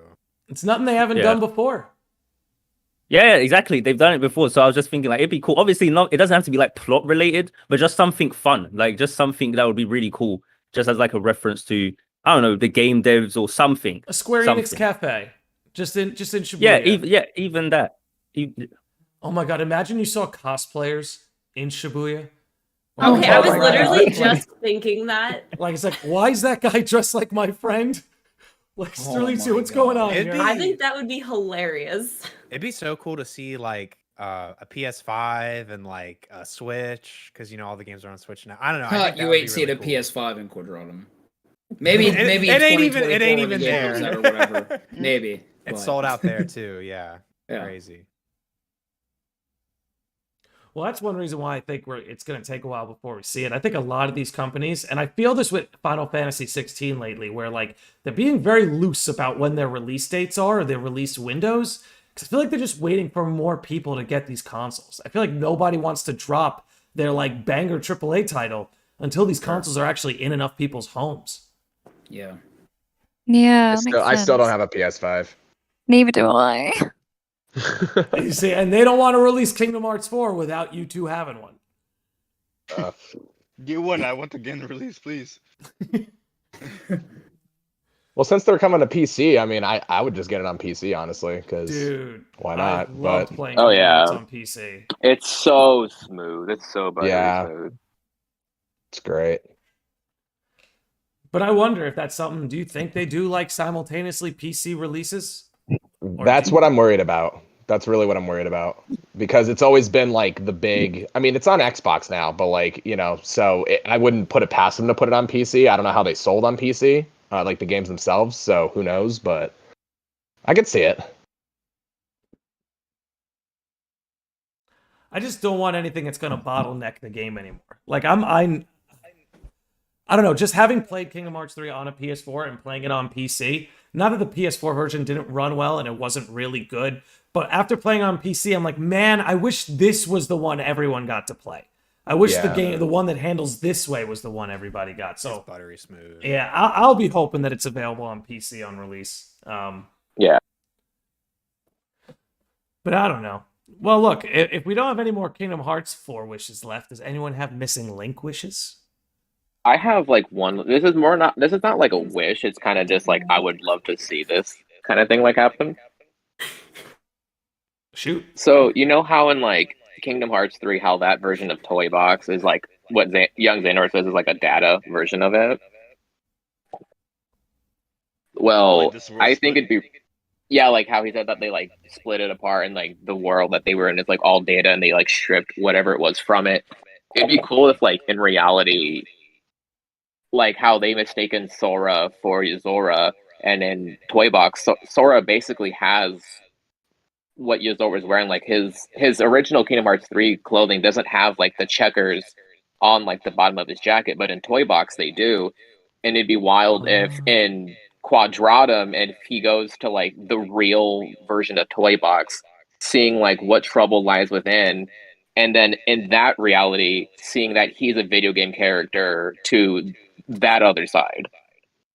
Josh, dude, if they go to another Toy Box world and that's like where Jesse is and like the rest of the cast. Yeah. Oh, Also, man. Oh my god, I want that. Also, Zerg boss, please give me a Zerg boss. That Zerg would be boss fight? Oh, Mwah. Yeah, Mwah.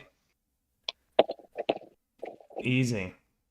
I mean, I would take it. I think, you know, it's something Lance was going at earlier. I think ultimately what everybody wants is the game to feel more complete upon release. Not that the DLC can't make it better or flesh out the story more, but just drop the game on day one so that, like, if it never got a patch, like if Square Enix went out of business the next day, we all feel like we got something that was worth it and, you know, puts the icing on the cake, for lack of a better term, I suppose.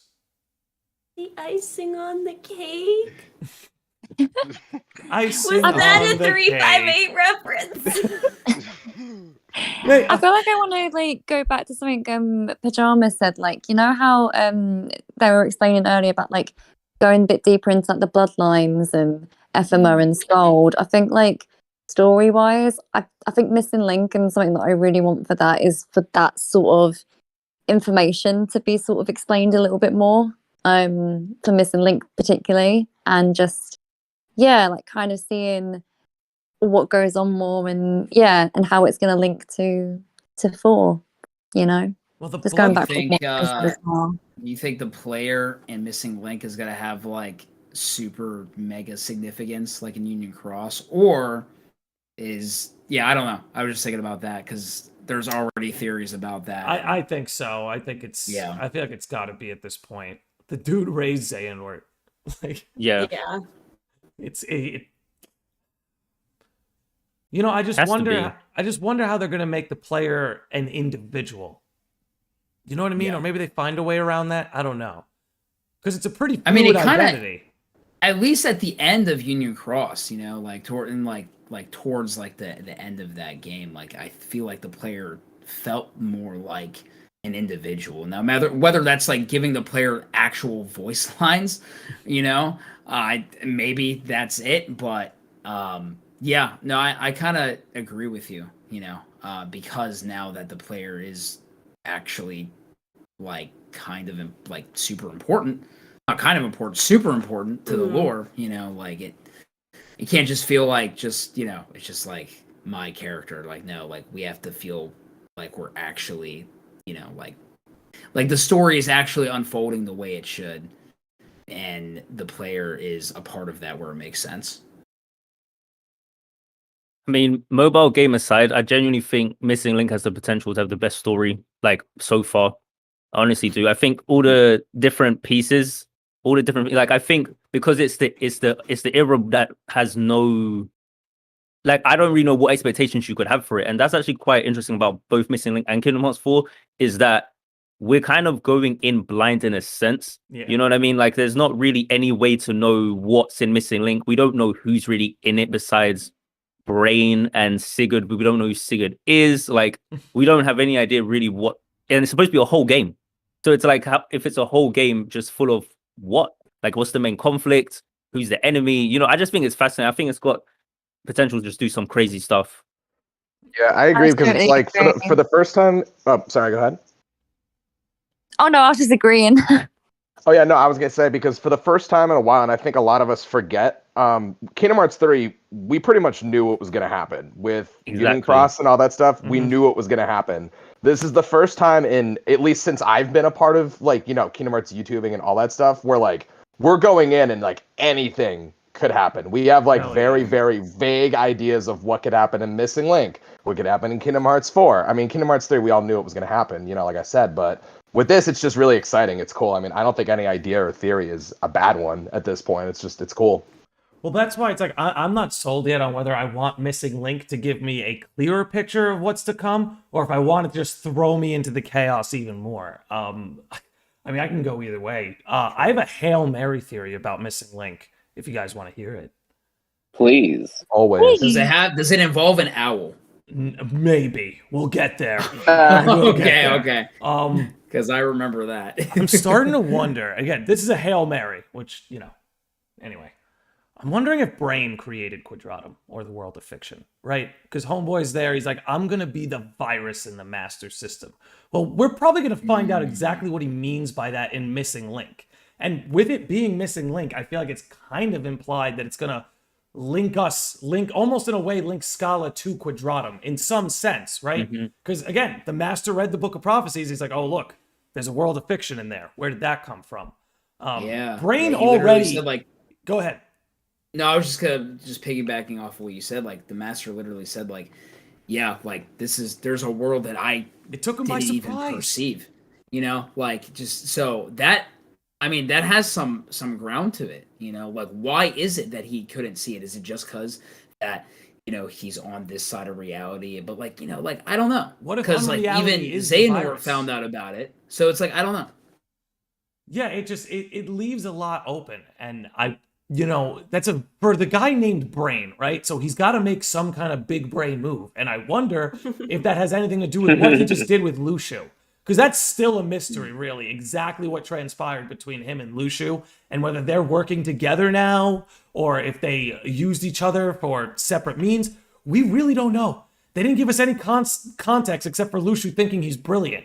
And it's like, if Brain is so brilliant, he has to make some kind of, like, colossal move, right? He can't just be in Missing Link and be like, hi, I want to stop the master. And then by the end of Missing Link, it's like, I still think Ephraim is my best friend, and that's about it. I don't know. I feel like it has to lead towards him doing something crazy.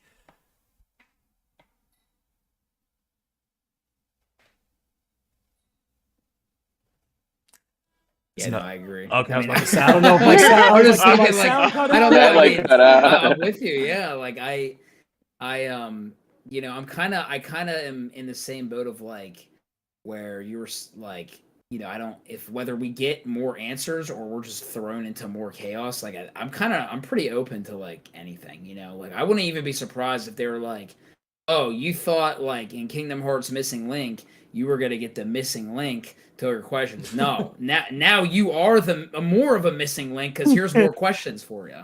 So I don't know. I personally hope it does answer a lot of particularly with the Key Saga anyway, because I mean the way they've been pitching is like that's the end of the Key Saga. So I don't know exactly, because there's obviously some crossover between that stuff and Kingdom Hearts 4. Obviously some things won't be answered until later on, but I hope certain things are. Like, I hope that at least in terms of the union leaders in regards to like Brain and what like literally like what you guys were just talking about, what Brain's actually doing, what his plan is there. Like I hope that's not something we kind of left one, because like I said before, it's a whole game, and to me, I would like to think that they're going to use that space to actually resolve things that they spent the last 2 mobile games kind of building. You ended up with this Child of Destiny thing. It's like, okay, now we need to expand on that, you know. But Xehanort, it's questionable with the 14th life thing if he'll be in Kingdom Hearts 4 or not, right? But at the end of the day, the Dark Seeker saga was his saga, so it's kind of like you can build into it and give us some answers as to why he was a Child of Destiny and whatever. But I would prefer it was more like that rather than still kind of dragging it along whilst we've got like a whole bunch of other threads in Kingdom Hearts 4 to worry about as well. Yeah, I would like to see, you know, things that happen in the Darkseeker saga kind of be treated as absolute, like you're saying, instead of like stringing these along into the next saga. You know, of course, we still have our mysteries from the Darkseeker saga, and, you know, those are going to perpetuate. But, you know, like you're saying, with things as far as like Xehanort goes and stuff like that, I would like to kind of see that treated as the past so they could focus a little more on the future. Yeah, especially because if he has a 14th life, I feel like the way how he said it when he said, "Oh, to explore the new world," it's like it could be a new thing. If he is in Kingdom Hearts 4, like it could be a new beginning for him. Like I think it'd be really interesting if there was a version of Xehanort there and he doesn't know anything about like his other selves in the Kingdom Hearts reality. He has no idea. He doesn't even know that stuff even happened. And even if he was like to become an ally or something, but he doesn't know any of this stuff's going down. He's just an innocent like guy. Maybe he goes to school in Quadrano or something. I don't know. He just lives his life. He's just a regular dude. He doesn't have any of this stuff. So that way it wouldn't feel like we're getting Xehanort back per se, but then it will kind of explain maybe why he's got a 14th life or whatever. I actually would love that. I'd love that so much. I know I kind of interrupted there, but I was just vibing with that. I was like, I would actually love that for like for Xehanort to either, even if he does have a little bit of memory, like I kind of would love to see him be like some sort of ally for the future. I think, but young Xehanort particularly. Yeah, young Xehanort definitely. I just think it would be funny if like Sora saw like young Xehanort hanging out with Strelitzia and he just like freaked out. He's like, "Get away from him!" And she's like, "What? This is Nordy. He's nice. Nordy. He's nice." Nordy. Also, sorry, I have to head out, but thanks so much. Okay, I'll stay. No, I'm just kidding. You're not lying. But thanks for having me, man, and like big congratulations on the 4 years of content creation. Dude, thank you. Thanks for making time for this always, dude. Yo, anytime. All right, I'll see y'all later. Later, Tree House. Bye. Later, Tree. All right. I have a theory. All right. Oh boy. And it makes no sense because I just thought of it, but let me cook a little bit, right? Oh, he's cooking. Yeah, all right. Now, what if Strelitzia is not actually, or no, not Strelitzia. What if Namine is not actually Kyrie's nobody? It's actually Strelitzia's nobody, and you know, Namine's there to be the missing link in the chain of memories. All right, simmer on that. No. 10 out of 10. I would make one edit. I'd make one edit to your theory. Ava has blonde hair, and the reason Kyrie's nobody looked like Namine was because that blonde hair came from Ava, who maybe somehow ended up in Kyrie's heart. I don't know. You're literally put the that's seasoning my on my theory. cooking. That is my lifelong theory, Landy. And you've now spilled it. Kitty's just literally whispering to me. She was like, "I said that to you. I said that to you, and you don't believe me." I know. I'm over here like getting mad because I'm like, no, I've been sitting on this forever. Andy texted it to me. What? He texted me the theory. He was like, "You should bring this up." Oh my god! It wasn't my theory. I told him. Damn. You actually did? I love this right now. Well, I have a whole theory on it. Because I don't buy it. I don't buy it. Oh my god! How do you not buy it? Because I actually think that the only reason. Okay, wait, listen. Hang on a second. I think that the reason why Namine is blonde is because whenever Sora's heart released, you know, he had Ventus and he had Kyrie in there at the same time, and Ventus was blonde. You're certainly allowed to think that, but I think you're wrong. I think it's just as simple as that. That's why she's blonde. But that's I have a whole theory on this. I'm open to the Ava blonde hair theory, but I I don't think it's. I think you suck. Let's go. Spill the beans, kiddies. Spill the beans. Okay, good. Wait, do you want to hear the whole thing? Yes, I can the whole try. thing, top to bottom. Okay, the whole thing. All right, so the first thing is, I do think that Namine is blonde because of Ava. And one of those points being we don't know what any of the foretellers look like, right? So like she very well could be blonde. She could look like that. Yeah. I think that similar, now not exactly the same, but similar to the way that Ventus and Sora had a connection, I think a similar thing could have happened with Ava and Kairi. And I also, and I think that connection could have happened because I also think that Ava is Subject X. And I think while she was being tested on in Radiant Garden, she could have come in contact with who? Kairi. Oh. See, that has more substance. Yeah. I told you this. Is that actually cooking? But I told you this, though. I don't buy it, but I like it. But I'm not purchasing. You don't have to buy my tea. Missing link. Link in the chain of memories. It makes sense. But there's more. I have another point, too. All right. So, Namine's whole shtick is that she can, like, change people's memories, specifically connected to Sora, correct? Mm-hmm. Yeah. Right? Mm-hmm. Okay, so Ava kind of did a similar sort of thing in Union Cross, where they went to that new world, right? And none of them remembered any of the bad things that happened. She, like, messed with their memories. And that kind of stood out to me, is all I'm saying. Also, if you look at Ava's yeah, Keyblade okay. and Kairi's Keyblade, there are a Very lot similar. of overlap. Awfully similar. There's a lot And of I overlap. don't know. And then between the there's that whole Keyblades. thing where like Lushu kind of laughs and looks at the sky and he's like, "Oh, she had a task and she carried it out." And it's like, I don't know. My other thing is just how much work has Namine put in the series to keep driving the plot forward? Because I feel like it's a lot. Well, she's the reason Lingering Will showed up. Exactly. In the graveyard. Exactly. Like, I don't know. I very wholeheartedly believe in this, okay? This is like my baby. Well, this is kind of what I was like saying. that as well. I like it it a lot, too. too. This is what I was saying, where it's like if the reveal of Subject X like connects other things, right? If Right, Subject now X the is big- Ava and we see the blonde hair, we immediately go, "Whoa, wait a minute!" You know? Well, right. And that's kind of the only thing that I think puts a wrench in things that people have like pointed out is that somewhere along the line, somewhere God. it's translated that she has black hair. They're all writing thank And that's like Namine in the chat. only thing that like that's the only thing that like throws a wrench in it for me anyway. Andy doesn't buy it, but you know, I don't care. I mean, okay, listen, I'm open to it. I just think that it's a lot simpler than that. Why Namine has blonde hair and that she is Okay, but it just Kairi's and No. nobody born from Sora. But she's no, I so like blonde. it. I like it. She's so blonde. If you're going by like hair mixtures, like it would not be that blonde. It would not be like platinum blonde, Andy. I mean, She yeah, has the you lightest have a freaking hair in the point. whole series. You have a point. You have a When point. I brought up my crazy theory, I didn't think I had any ground, but thank you. You validated. No, it has ground. It has ground. I've thought about this for a very long time. Do you know what though? Like I kind of like going off a little bit off subjects a bit, but like I like kind of going back to Subject X. I do want to see a little bit. I don't know if we'll see this in Kingdom Hearts 4 or not, but I do kind of want to see a little bit of like Axel and like Syax sort of go on the hunt to find subjects. And that's a different wish list item for me. So personally, I don't want that to be in Kingdom Hearts 4. I want it to be its own side game. And I want Axel and Syax going on their own little mission to look for Subject X. That's what I want. It would be I'm like very wondering good. how they would make a whole game out of that though. Nope, Like, they could. I believe in them. well, here's what I'm thinking. Like, you could do like a back cover style movie. Okay, I'd take it, but I yeah. still want to play as Axel, is all I'm saying. Yeah.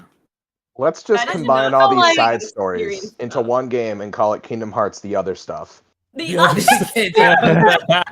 I Just would everything. purchase Other stuff, other story. It makes sense. Mhm. Honestly, it's Or kind of they could why tie I'm in the like. Disney Plus show. No, see, I'm terrible at this. I'm like black pilled on anything that isn't a Kingdom Hearts video game. I don't want movies. I don't want shows. I just want games. I just want games, man. I'll take back cover cutscene movies. I'll take more of that, but I don't know. Mhm. I feel like I'm one of the You didn't few like the people who I animatic? don't want the Kingdom Hearts Disney Plus show. That sounds like such a bad idea to me. Okay, I The don't animatic either was though. fire, And man. everyone thinks I'm crazy for it, but I also don't want that. The whole feel like complaint it the could whole be Putting time hit or resources such a towards the hit. next Kingdom Hearts game. Well, You know? my bigger thing is I don't want them to like just remake the story of Kingdom Hearts 1 and change things. Like because I don't think it needs changed. I think No, it's yeah. like great. And I've been saying this for forever, ever since that there was rumors of a Kingdom Hearts TV, like Disney Plus show coming out. If you're gonna do a Kingdom Hearts based TV show, set it up how you set up like the Mandalorian in the Star Wars universe. You introduce a bunch of new characters, maybe in the Union Cross era. They have their own story, and then at the end you give us a little cliffhanger with like Ephemer or Brain or somebody like that, and then just have your own story kind of play out during that era, because there's all kinds of other people who live there. You know, it doesn't have to just be focused on the union leaders and like all these other people, you know. So I think they should do something like that if they actually did something. Andy, I agree. I agree with you. Now that you lay it out like that, I actually would enjoy perhaps a Kingdom Hearts show if it fleshed out things that didn't get fleshed out, like the mobile games. If you showed me the mobile games through an anime lens, that to me sounds a lot better than like what you were saying, Kitty's like, don't go back and remake Kingdom Hearts 1 and now there's these inconsistencies and I don't know. Yeah. That That's sounds just my biggest fear because I don't think it needs changed. I think it's great the way it is. I like the way you experience it as a game. Like that was my biggest fear and I didn't want that at all. Yeah, I'm with you. The more they stick to games, the better overall. That's at least how I think about it. Something I want to bring up that almost kind of relates to nothing we're talking about, but I feel like I want them to stop the way or like restructure the way they introduce trailers, because the reason I didn't really like Kingdom Hearts 3 when I first played it was or disappointed, I would say. I did like it, but the reason I was disappointed was because the trailers kind of revealed everything like in the game, like, you know, with things like with Dark Aqua, you see her later in the trailer in the Key Lake graveyard, and like, well, obviously she's gonna be saved now because she's alright. And they had that one flub with Ventus with his eyes open and everything like that, so you know, oh, you knew he was gonna wake up. So you kind of just knew things were gonna happen right before they did happen if you watched and were really involved with the trailers. And I think Square Enix is like known for like going too hard in trailers, and it makes me not even want to watch really any of them. So I just want less trailers. Just don't even. I think they could. Trailers just restructure how they work, man. What I think they could do is like, I mean, I don't know if you guys are Marvel fans, but Marvel's notorious for like editing things out or like leaving things out, like details, like spoilers. Like for Infinity War, like Thanos, they edited out the Infinity Stones in the Infinity War trailer, but in the movie he had them obviously. So doing things like that, maybe like doing out of frame shots, or just, I don't really know about editing things out, but there's a way to edit things where like I think they could do the trailers, make them cool, but not necessarily spoil anything, you know? Well, I definitely think they learned their lesson, because I feel like the Remind and Melody of Memory trailers kind of corrected those mistakes. They didn't spoil the crux of it, right? Like, we didn't see Sora and Kairi have that winged form in the trailer, right? They kind of left that one out, the bigger stuff. I hope they keep up with that trend, because, you know, I'm with you, Spacely. Seeing Sora let out that cry in the trailer took a little weight away from it in the game, because I had heard it 10 times already, you know? I know, I heard him scream so much. Man. I want so badly for someone to make a Persona edit of that moment, like Sora screams out, then it freezes, and it goes, I am thou. Thou art I. Oh my god! Like, so badly. I want Persona. Yeah. Yeah, that makes sense. Yeah, because like first time I was ever watching like Kingdom Hearts trailers was during Kingdom Hearts 3, because when I was a kid I didn't really know anything about Kingdom Hearts. So, you know, the first experience to getting into like trailers and watching all this stuff and getting hyped and stuff like that, it was all throughout watching theory videos like Landy's channels and then Andy's and all that other stuff. You know, it's like those are the type of movies I got into the series, and then you just see everything happening in the trailers, and I was like, well, I guess there's no surprises here, but you know, I'm still enjoying the other things. Still got my characters. Nice, you know. Like, I'd be like totally okay to not see another Kingdom Hearts 4 trailer for a while. Agreed. Yeah, Still, honestly, 'cause save that- it till the release date. I know it's coming. You've got my money. Just save it. I know. Pull Yoshi P, right? Like, don't show anything until it's like 95% done. Like, Yes, I like that. Honestly, I like that. More companies should do that. I know they're doing it for advertisement, obviously, but like, just show me things when it's like nearly done, you know, and then just go hard on it. Well, I think what you have now is like everyone can be really nitpicky, and you know, a lot of the time for good reasons. Sometimes it's a bit too much, but like if you do show off something that's unpolished, all you need is one dude to go, this doesn't run 30 frames. Look at that, and now suddenly your game has bad press. Yeah, it's so dumb. People will complain like, oh, if they don't take enough time to it, they complain, and then if it gets delayed, they're like, well, I'm mad too. So just release it when it's about to be done, and I think that'll make the most people happy. I almost wonder if they might be better off doing something like almost like character trailers in a way. Like you don't give away anything in the game. You maybe just show like a shot or two, like almost like a muted shot of a character. Have them say like 3 lines that, you know, are like cryptic and give us a little insight, but not really, and then cut the trailer. I don't know. Like show Kairi sitting on the beach and then it slowly fades black and white and she's talking about how she misses Sora, but she's going to find him. Then you cut it. You gave away nothing about the game, but I don't know. It was something cool to see. I almost wonder if trailers would work better almost that way. Yeah, and they revealed like all the Disney worlds, like at the start. That I kind of understand, though. I That's get the marketing purposes, but I like I don't want I like the part when I was discovering things. It's almost like you're playing a Pokemon game, you know. If you watch a trailer and you see all the Pokemon, it's like what do you really have? Like you sure you got the gameplay, but like the whole draw for me when I was a kid was like discovering these new worlds, like they're actually like a new world. But if I already know what the world's gonna be, then I can already know what I'm expecting kind of situation here. Like I'm sure they didn't show like many of the original worlds. Like the only thing they showed was like what Key Lake Graveyard or something. So it wasn't terrible, but I was just like a little bit surprised there. Give us a little something to look forward to. You go out and then you get destroyed. Your gummy suit gets destroyed, and then you see the Star Wars world for the first time. You're like, whoa, this wasn't in the trailer. Hello, and then you get hyped. You pop off. That I also go ahead, Faye. Sorry, I was gonna say I feel like the problem Kingdom Hearts 3 had was it gave us way too much story in the trailer. So you saw the bit with Aqua, you saw Sora crying and that.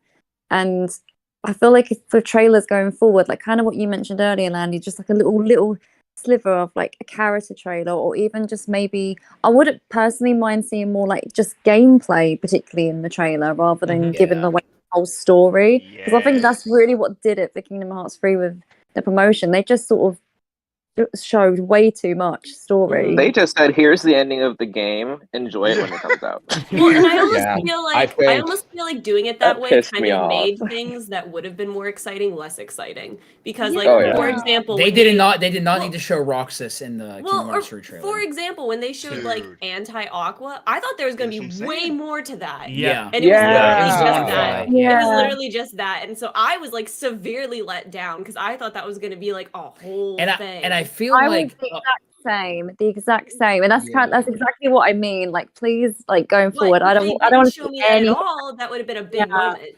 Yeah, and I feel like a lot of the reason why a lot of people say that they were disappointed with Kingdom Hearts 3 was because they showed so much in the trailers. Kitties was saying, if we didn't see that anti-Aqua moment in the trailer, oh my gosh, that would have been a big moment. It would have been a big moment, even if it was for just one fight. But now it's you see that in the trailer, and it's well, now, how is this gonna go down? And then it's oh, it's only one fight. That's that's all? it. Yeah, because you're riding on that hype of oh my gosh, Aqua is quote unquote Norded, is she, isn't she? And so now you have this expectation, even also again, they should not have showed Roxas in the trailer. Absolutely not. They should not have showed a lot of things in that trailer. That final trailer should have just never existed. Yeah. Scala, Kylam, oh my god. Could you imagine if we didn't know Scala going into it and we just jumped into the game and then you're what the fuck is this? Love going into it knowing it as Cable Town. Yeah. I'm oh my god, it's Cable Town. And then when you get there, it's we have a boss fight in this little area that you can't really even explore because you're too busy trying not to get smoked by the 13 Xehanorts. And then you just get thrusted into more phases of the boss fight. You know, I mean, Remind fixed that a little bit with like letting you explore a little bit of Skull, but it was only one area, and like it was better than nothing. But again, another example of expectations were set, and we're riding these expectations for forever until the game comes out, and then when it gets there, it doesn't deliver to what we expect, and that's why a lot of people. That's probably why Kingdom Hearts 3 is so divisive. Well, as here's the divisive thing, as you know, it is. You know what they didn't spoil in the trailers that everyone universally lost their mind for? Hainer kick. That and that wasn't a trailer. That though. wasn't a trailer. That wasn't a trailer. Wait, what? Wasn't a trailer. I was gonna say. I can't have anything. I was gonna say Zigbar being Lushu. Like we could have had more of those moments, but we were reduced to one. Honestly, we could have. We could have, Well, that was the only thing that was a secret ending because they released it after the game came out. So that's what I really liked. They showed the secret ending and held off on it so everyone because the whole game got spoiled. They know it leaks. Like, they know all of that leaks. Yeah. Literally a coworker came in. He was so excited about Kingdom Hearts, and he just told me that Sora dies, and I was just like, bruh. Because he read the spoilers for the Xbox. I would have quit that job. I considered it. I literally considered it. I was like, I might have to quit tomorrow. I literally thought that. On that note, I'm out. No, I know, right? My dream trailer, next Kingdom Hearts 4 trailer would be a 4-second trailer saying we're making magic. That's all I need. Thank you. A 4-second trailer, that's it. Yeah. Just give us like the Kingdom Hearts little like chime sound effects and just like have like, you know, magic like, in the making. Like magic dust fly across the screen.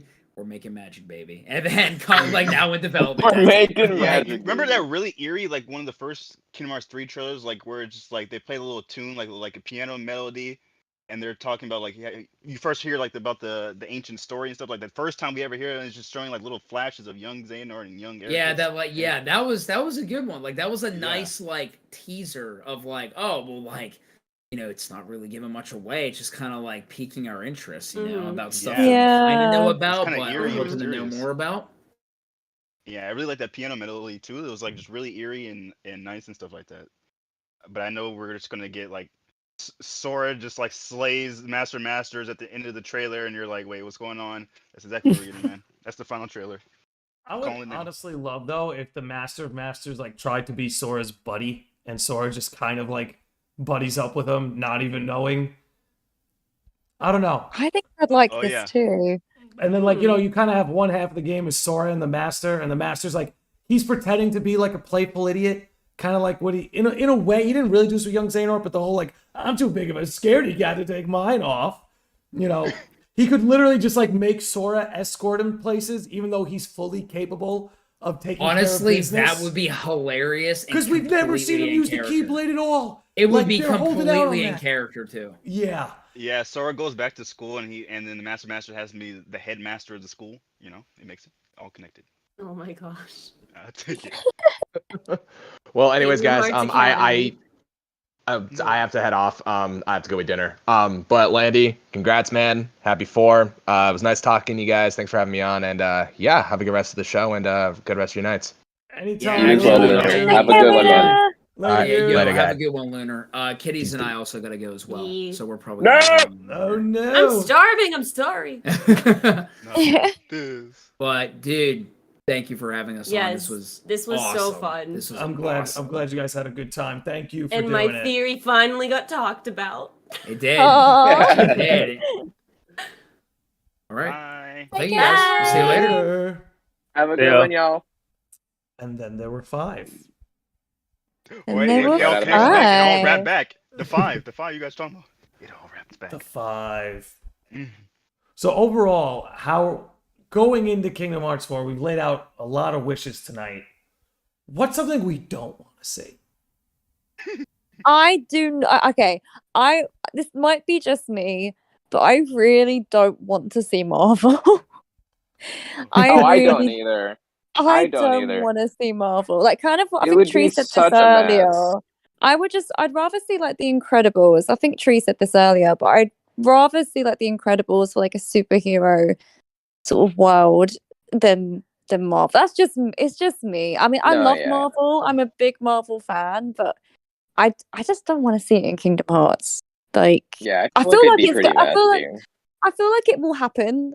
I'm kind of expecting it to happen, but if I could have one thing, I really just don't want Marvel. But that's just me.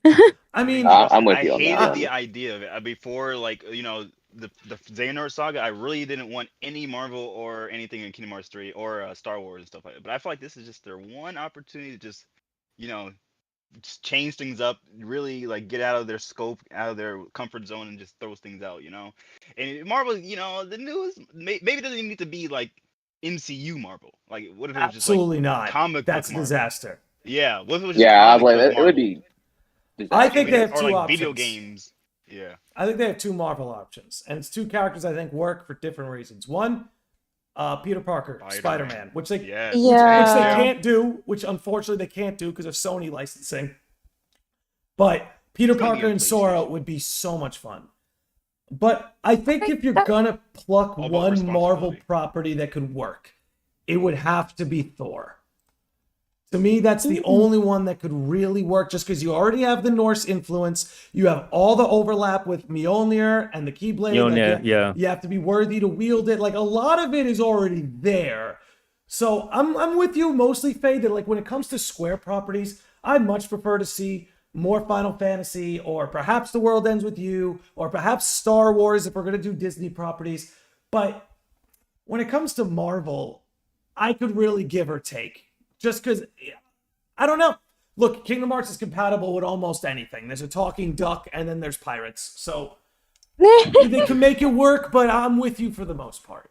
Come on, they had Marvel's Avengers, by Square, Crystal Dynamics. Yeah, come on. Yeah, that went really well. Yeah. No, I mean, that's a reason not to do. I mean, it was fun at first. I think someone mentioned earlier about like, having like a summon. Like, if you had like, I know we just mentioned about like a summon would be really cool, or like a little sort of reference. But I just don't think I personally just don't. I don't know. If it's there, it's there, and I can definitely accept it. But I think if I could have wished for not one thing, I don't know. I think I just generally wouldn't want a Marvel world and a lot of Marvel focus. Well, personally, the last time Square Enix touched Marvel, they ended up selling the studio. So they really, you might get your wish. They might be cautious this time around. Nice. Just Spider-Man, please. I just want Spider-Man. It would be so good, dude. But there's all about responsibility, man. Think about it. It's all there. Web sling and Keyblade could be a lot of fun, dude. Yeah, he was already using like basically a web, man. He was slinging Yo, to the hold dark on. Can we side, talk man. about that? He got that freaking he got that technique from Xehanort. Like, are we just not going to talk about that? The chain. Oh yeah, the chain whip. The Keyblade. Yes, that's Xehanort's technique.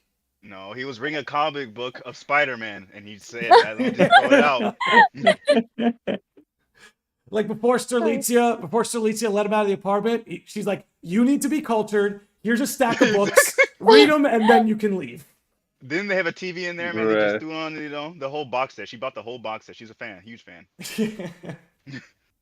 Yeah, because I think I had just finished my level 1 critical run of Kingdom Hearts 3 right before that trailer came out, and I was like, wait, he uses that, especially in the data battle portion with that whip, and it made the same sound and everything. And at the end of Kingdom Hearts 3, he bestows the Keyblade to Sora. So it's like, what if that was one of the mechanics or things that he picked up from Xehanort from obtaining that?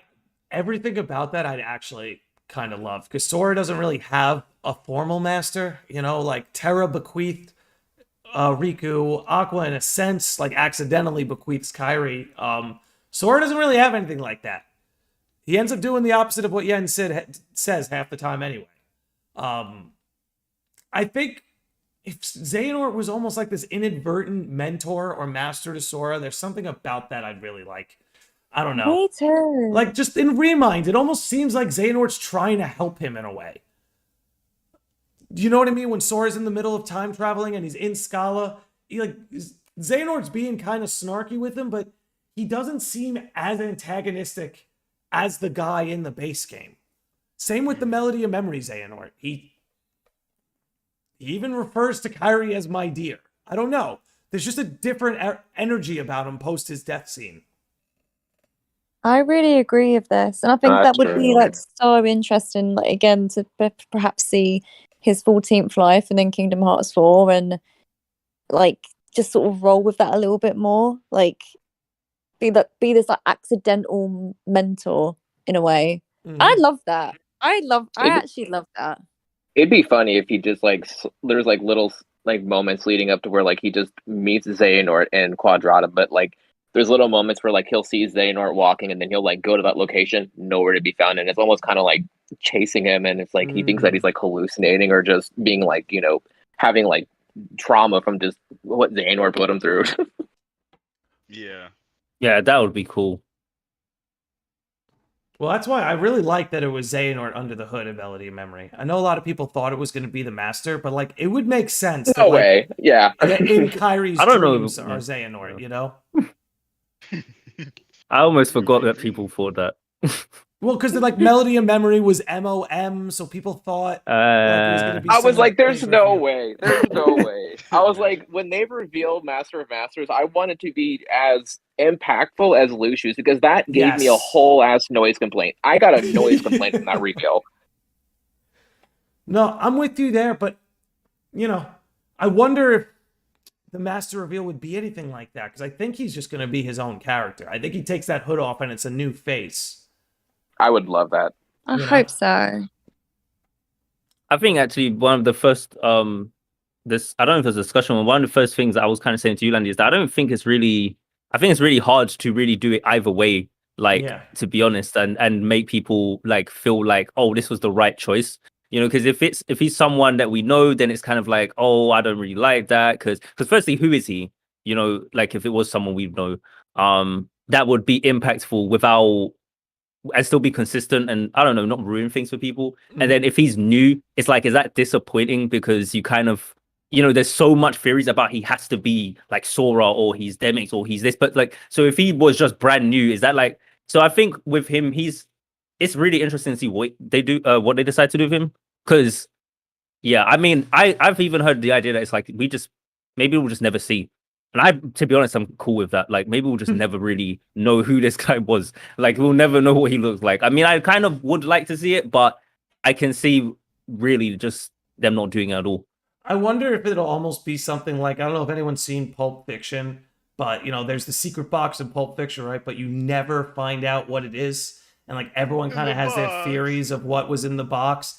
I wonder if you could pull something like that off with the master's identity. Right? We never quite get to see who he is, and it just leaves us all wondering and theorizing, you know, infinitely. Yeah, I don't want that, man. I want to know, man.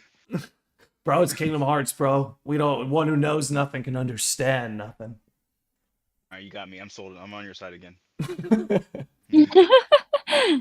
But like for my actual, I've been trying to ponder, you know, because we already talked about other stuff, but I want to like list something that like I can actually see like happening, and I kind of just don't. It's kind of gonna be a tangent a little bit, I guess, but You're good. I really don't want Sora to be the chosen one, like kind of like how it's almost alluded to it at the end of Dark Road.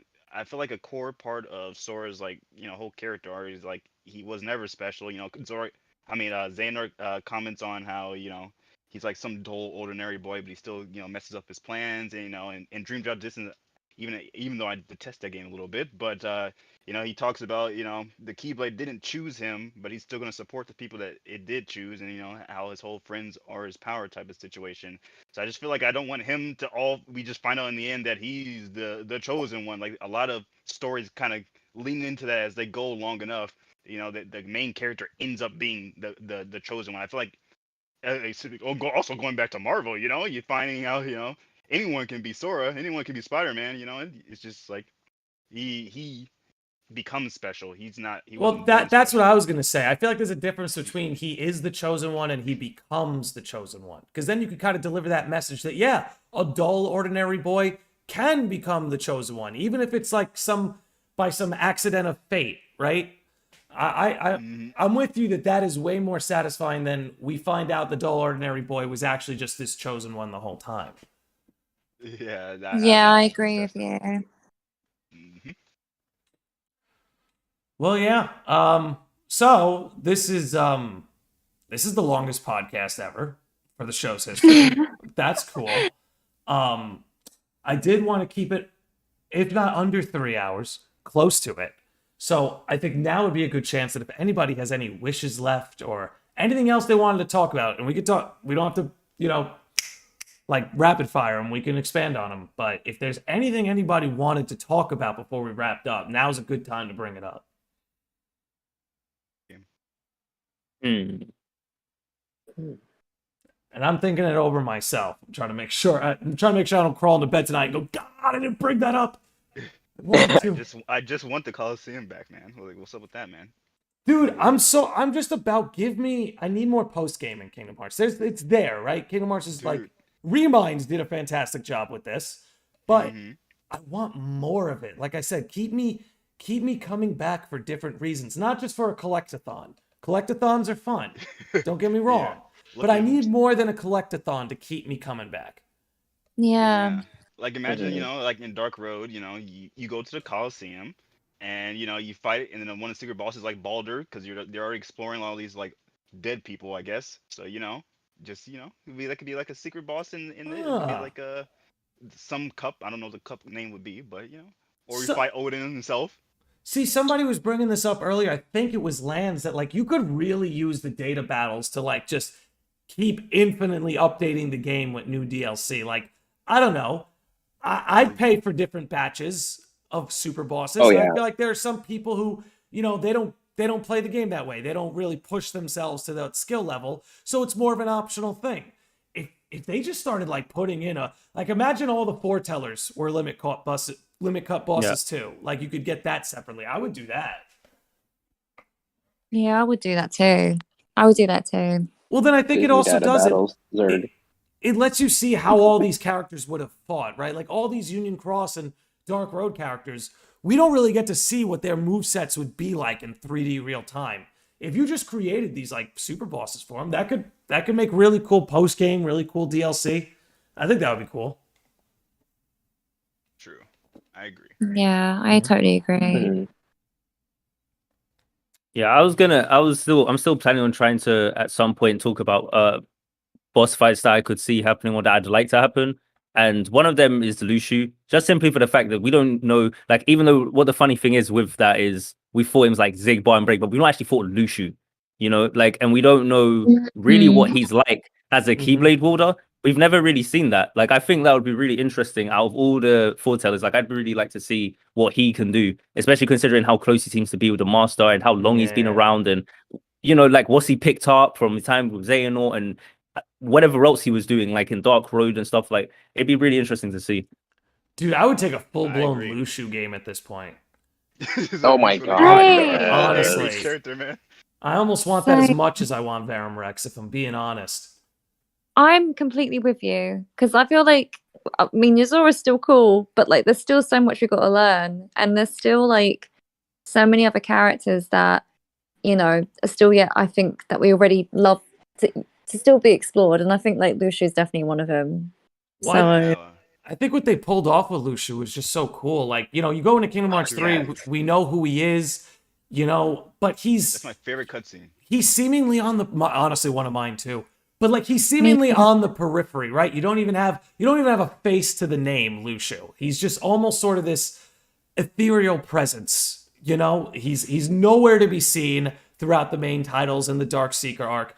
But then they say his name once at the very end of the arc, and suddenly he's like the most interesting character in the series, if not one of them. Like just by the snap of a finger, by the removal of a hood, suddenly there's infinitely more to Lushu in the matter of a second than there was before that happened. Yeah, it would be nice if it was like chapter based, and like each chapter is like a new life he takes on. Like, a new vessel. Ooh, that would be so sick. Oh, that would be hype, dude. And then we just end up on when he became Zigbar. I mean, Braid. Oh, give me that. Yeah. I want that. Which, did we ever get to know Braig? Was that ever Braig? Is there a Braig? I still haven't let When did he transition, man? I want to know. What would be wild is if, like, say we don't see Lucio at all throughout Kingdom Hearts 4, but then there's like that secret like battle, kind of like with how we had him in Kingdom Hearts 1, but like maybe make it somewhat like canon to where it's like Sora sees the Keyblade and it takes him back, like, wait, who the hell has this Keyblade? And then it's just like Lucio, but with the hood on, kind of like hinting toward like his reveal in like a following game. I would dig that. I tell you, that organization code, narratively, it comes in handy a lot. Oh yeah, gotta say. For hiding people's appearance, man. Who do you think in the Kingdom Hearts 4 trailer? Who do you think is like the two people in the organization codes? I feel like that's Lucio and the Master. I'm gonna go with the Master and Sigurd.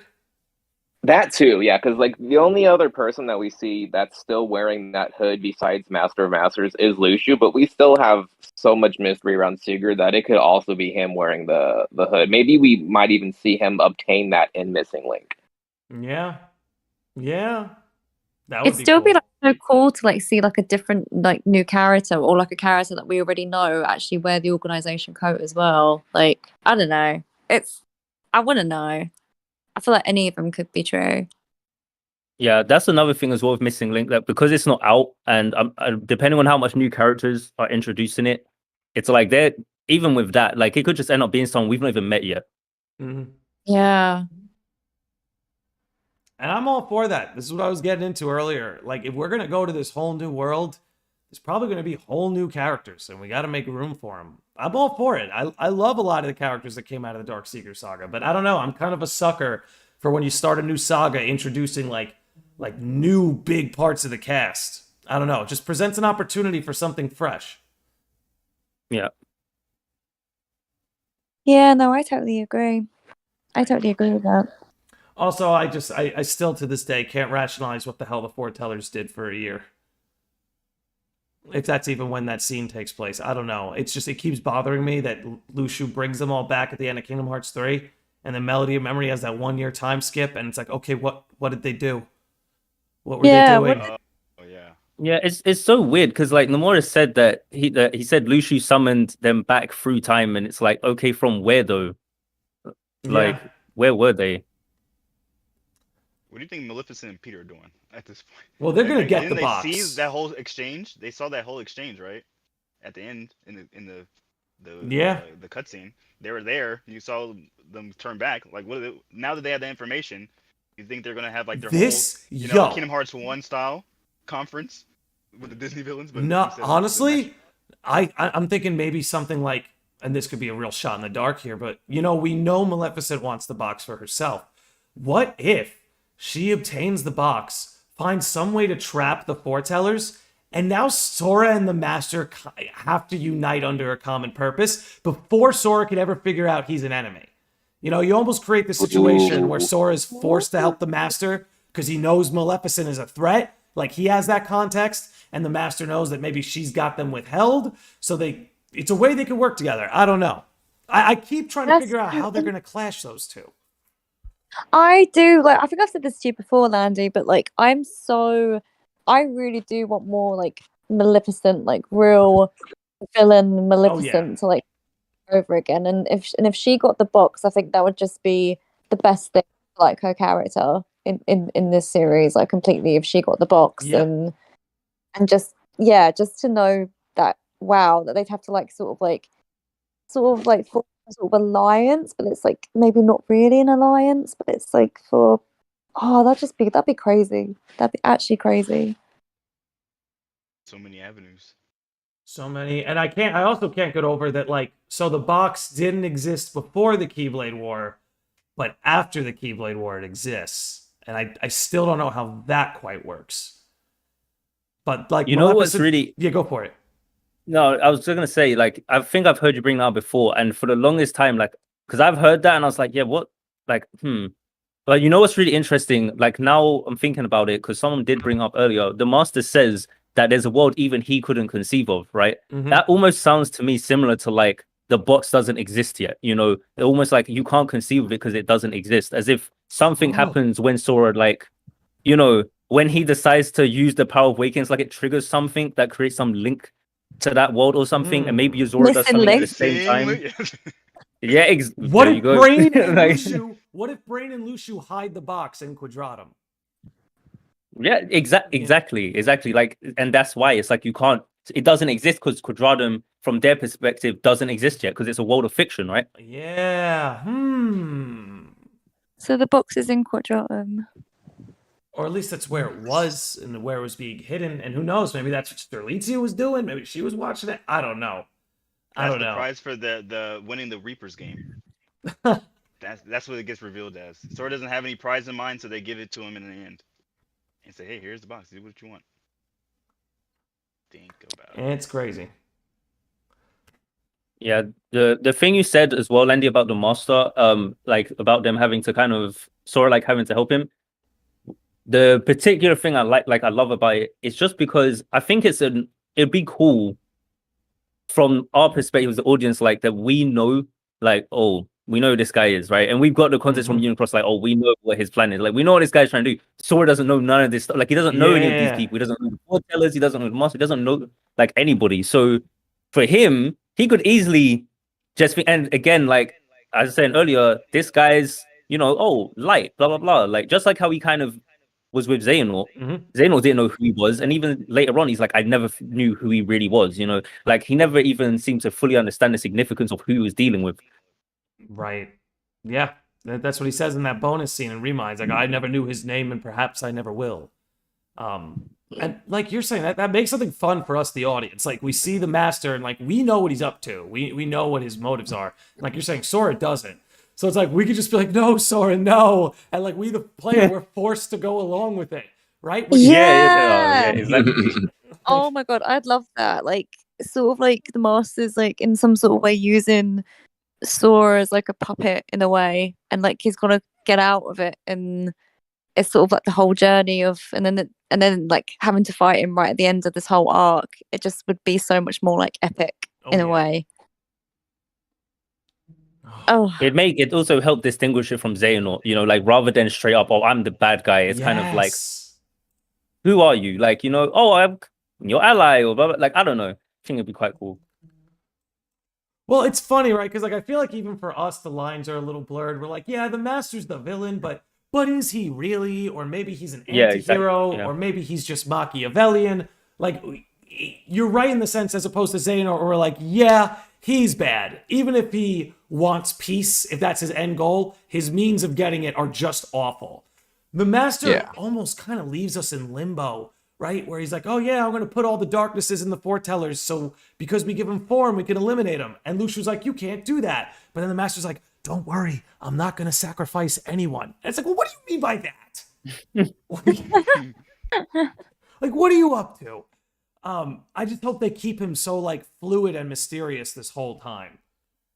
Yeah, they have to, man. Like that there's the potential for there's a potential for this ideological clash of light and light. For me, it's just, I don't know. I just hope they really go into that in Kingdom Hearts 4, like, because that for me is what would really just make this feel like completely different to the Dark Seeker saga. Like having these new, this new generation of wielders against the ancient generation of wielders, and I don't even know if you're gonna have Brain and Sigurd kind of mixed in there as well. So I just think it'd be really interesting seeing how all of these ideologies like clash, rather than like, oh, you're bad and I'm good. It's more kind of like, well, we're kind of on like have the same kind of side in a way, but we have different ways of approaching it. Like the master might be like, I don't really like darkness, so I don't want it around. And historically, it's like the main characters, even though they've kind of, I don't know if you come to terms with darkness, but it's still like they've got issues with it.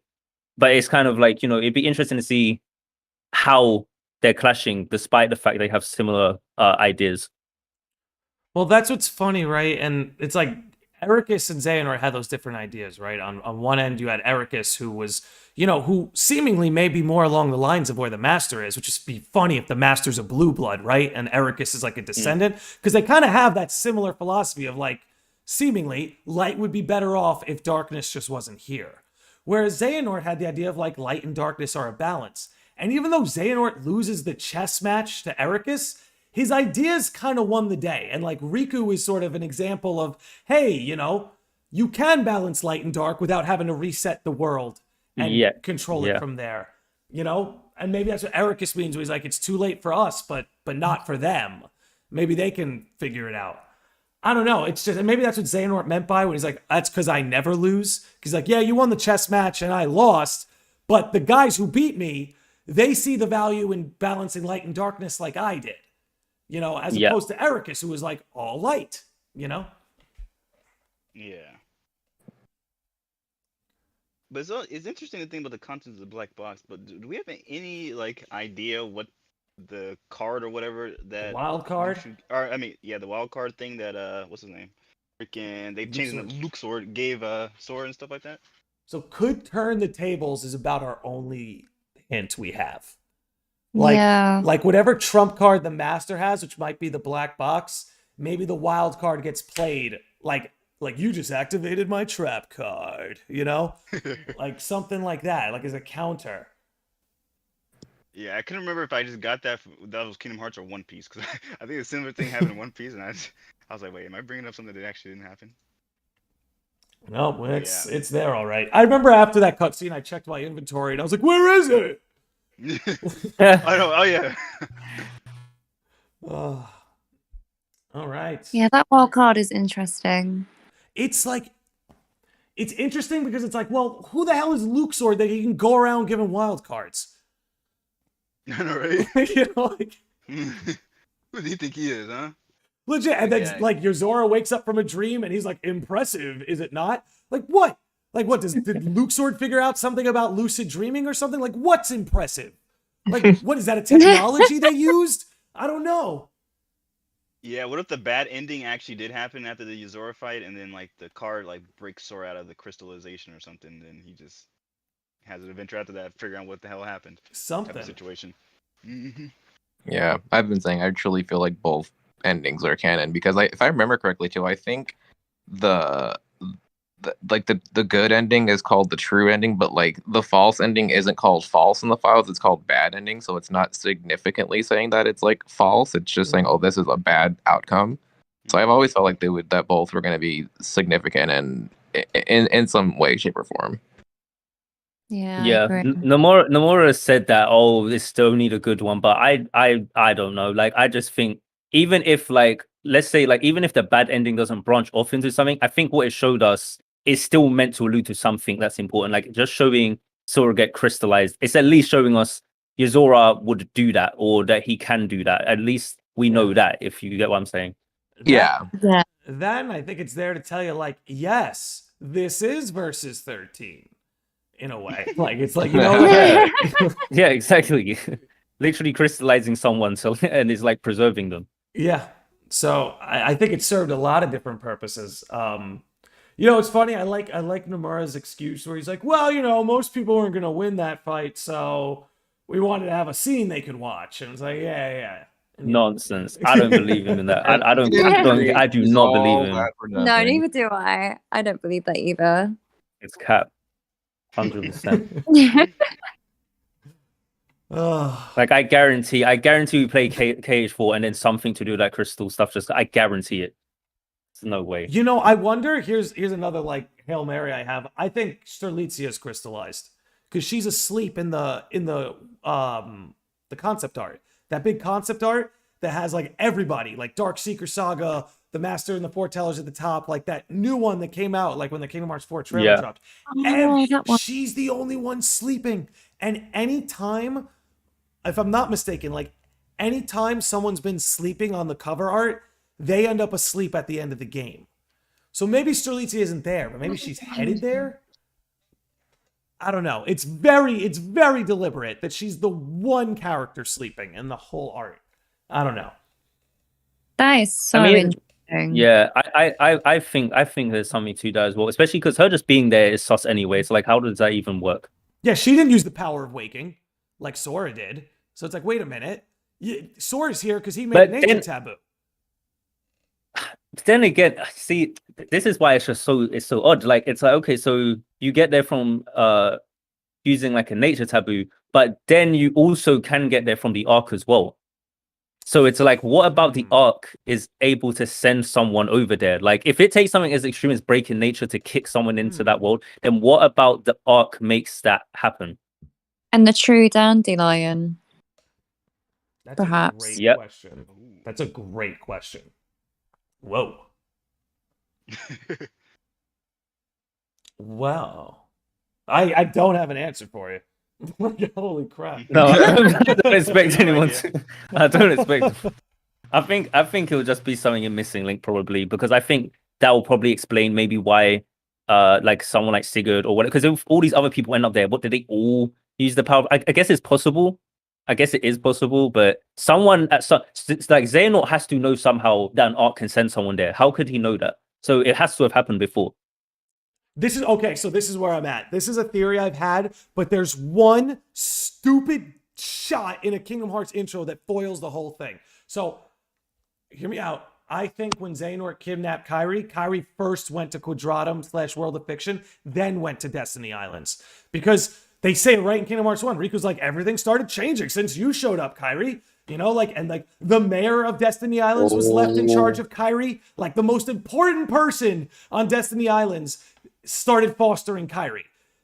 And I'm pretty sure that's the case. I'm pretty sure that's the case in the lore. Someone feel free to correct me either now or in the comments later. But still, I start to wonder, because Xehanort even says to her, like, well, if you end up in a world that's neither of light or dark, but somewhere far beyond, then your task is far from easy. Would he really say that and then she just plops on Destiny Islands? I don't know. I sometimes wonder, because like there's this gap, right? You have little tiny Radiant Garden Kairi, and then she gets kidnapped, and then we have Destiny Islands Kairi, who's like a little bit more grown up, but Riku makes it sound as if she just got there. However, there's like this one little shot, I think it's in the Kingdom Hearts Dream Drop Distance intro, where you see Sora, Riku, and Kairi as like little kids playing in the water. And I'm like, damn it, that makes it look like little Kairi was at Destiny Islands. But I don't know, it just seemed like they give us that whole thing in Melody of Memory. Kairi's supposed to be this big mystery. There's still so much we have to learn about her. He puts her in the Ark, and then what? You go from Radiant Garden to Destiny Islands? Like, you could do that in a gummy ship, you know? I feel like it would only make sense that she really went to that world of light or dark. Then she gets sent to Destiny Islands, and then everything goes haywire. Now Riku wants to explore other worlds, and Sora wants to. You introduce this stimuli that took these two kids and made them adventurous, made them curious. I don't know. I think it's quite funny you mentioned that, because there's something in Quadratum as well that has a full-on thing of Destiny Islands as like a place for like emotional travel or something. So that's even funnier that you mentioned that. There's like a little poster, in Quadratum, and it's like a full thing for Destiny Islands, and it says that it's like a place for like you can travel to for like emotional travel or something like that. The posters in Quadratum are really interesting, to be honest. Like I think they're like a completely overlooked thing.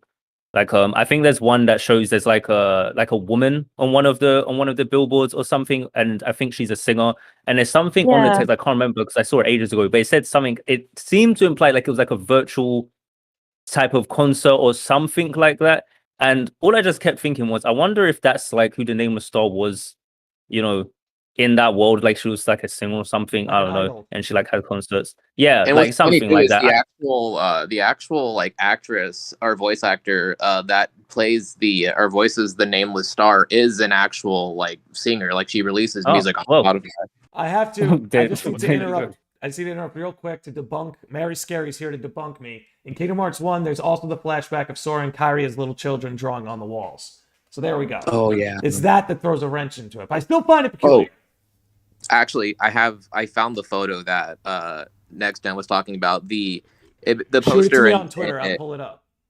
For sure. Yeah, it says Cocoon for AI for VR. So basically, like it's like a poster for like a new model of like AI, artificial intelligence. Ooh, like even that that just makes it even more interesting. Like maybe she's like some AIs based on her. I don't know. I just think those posters, like they have to allude to something in the actual setting of Quadratum, right? And I just think, okay, like what does that mean? Well, like what do these posters hold on mean? To your body, right? Like Josh, you brought that up. Hold on to it's a Libra. Yeah, it's that Libra watch that says hold on to your mind and body.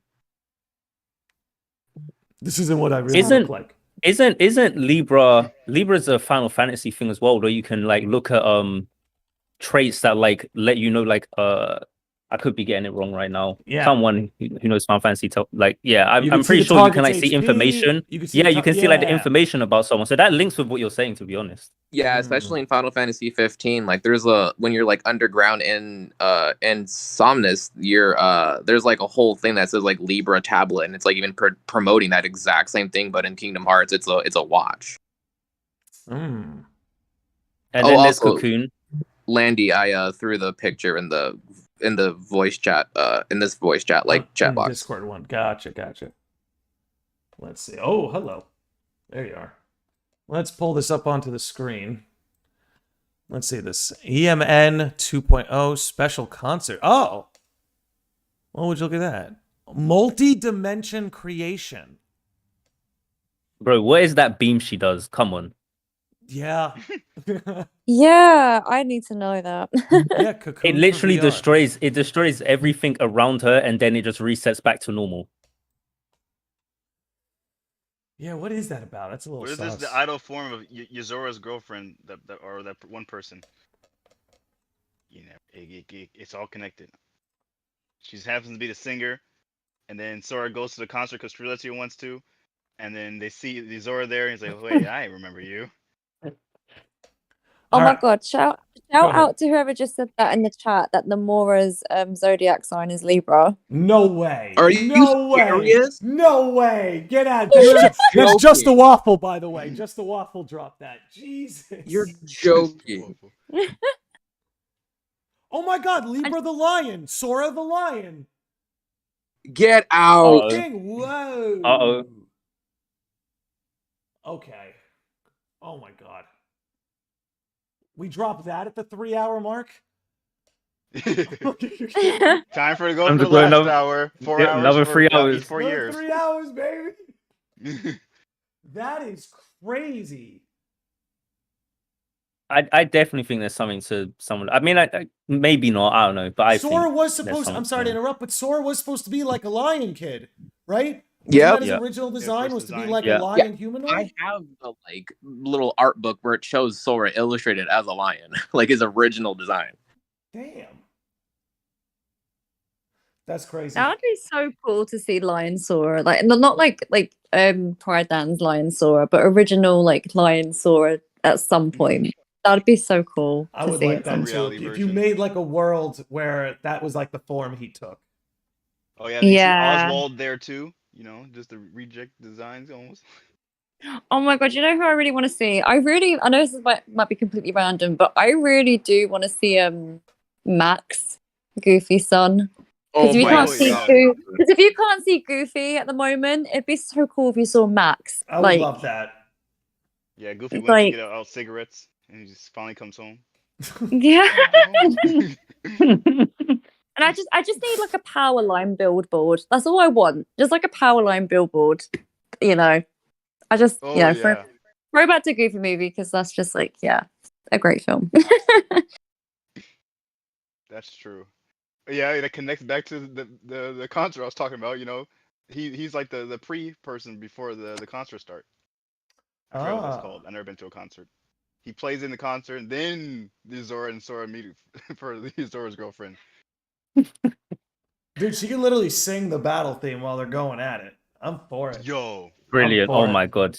Speaking of like pop idols, maybe has everyone in here played Final Fantasy X? Yes. I have. Okay. Yeah, I've played I'm the gonna first one. shut my mouth because it's very spoilery, and I would not be able to sleep tonight if I spoiled FF10 for any of you. So I'll say this. I'll say this. I would love Yuna and Kairi to interact. I think, especially where Kairi is right now, they have so much in common. So I'll leave it at that. Yes. I wish they'd bring those three back. The FF10-2 trio that was in Kingdom Hearts 2. Yuna, Riku, and Pain, the three little fairies. Bring them back, please.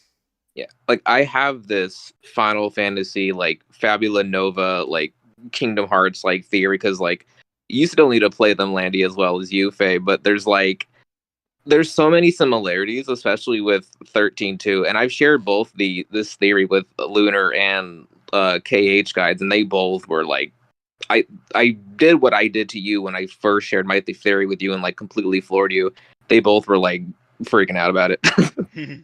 Dude, nothing's made me want to play Final Fantasy 13 more than hearing that there's a connection to Kingdom Hearts, because like, you know, that's about it. Yeah. You know how on your podcast how you talked about the black box basically almost being a way to like merge the realms? Yeah. Yeah, that is heavily tied into my theory. Due to, yeah, that's why I'm like, you need to hop on that. Because I kind of feel that like the master wants a world without darkness, and a world without darkness is not a natural one. So he's gonna need to like merge reality and unreality if he wants that outcome. Exactly. Like, what better way for Master of Masters to introduce light and darkness into a world devoid of both by merging them together, erasing everything, and just hitting the universal reset button? You know what's funny? That would explain why maybe we're seeing a lot of the nobody motif, because maybe like nothingness is kind of making a comeback. I don't know. That nothing void. Eternal. I've just, sorry, I had to go back to Waffle's comment because I've just noticed something, because Waffle just mentioned that Sora's zodiac sign is an Aries, and Aries is like the ram, which is like, isn't that like Xehanort's armor in 3? It is. I saw, you know, I used to think Xehanort's armor was more of a goat, but somebody pointed out it's more dragon than goat. And now I keep going back and forth. I mean, didn't he have like the dragon form type of thing in Kingdom Hearts 2? If I'm not mistaken. I believe so. Oh no, that was Xemnas. Xemnas That was at the Xemnas. end. Never mind. Well, I mean, he's a Nort. He's one of the Norties. Let's see, Xehanort. I'm gonna type in the goat armor. I think that should pull it up. Let's see, like. That's crazy if like, because I mean, I love Nomura's mind, but that's crazy if like he's sort of bringing some sort of like astrological. I wouldn't even put that in him at this point. Yeah, like myth into it, like bringing in star signs and stuff. That's crazy. I definitely think it's a goat, but I could see ram just because of how the horns are. Yeah, like those are more. I don't know. I'm no Steve Irwin showing my age again, but I don't know. I think those are more ram than goat, but I don't know, man. I don't know. I think it's the animal motifs are a whole other animal. Like, I want to see where that goes. I know it connects to the Ankren Weiss, at least as far as the Foretellers are concerned, but you know, I don't know how much weight animal motifs are going to carry in the future. But the whole lion thing with Libra, that's going to keep me up tonight.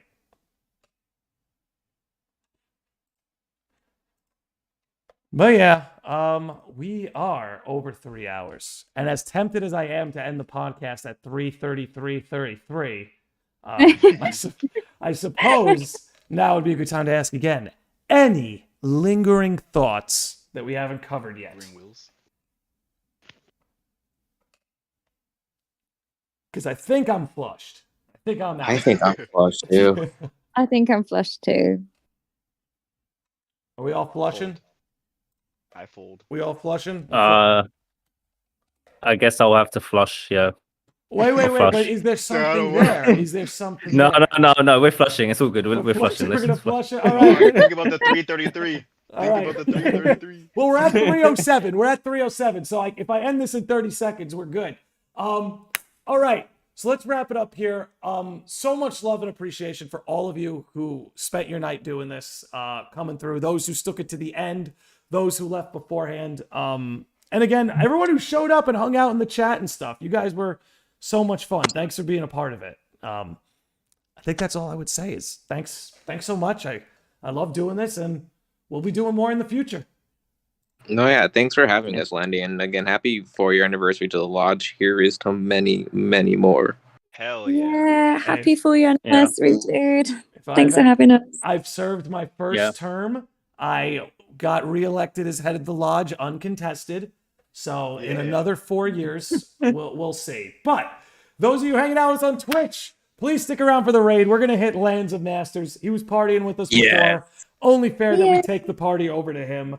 Thank you so much for hanging out, everybody. I'll be back at it next week. More theories, more podcasts. But until then, I'll see you sickos and normies later.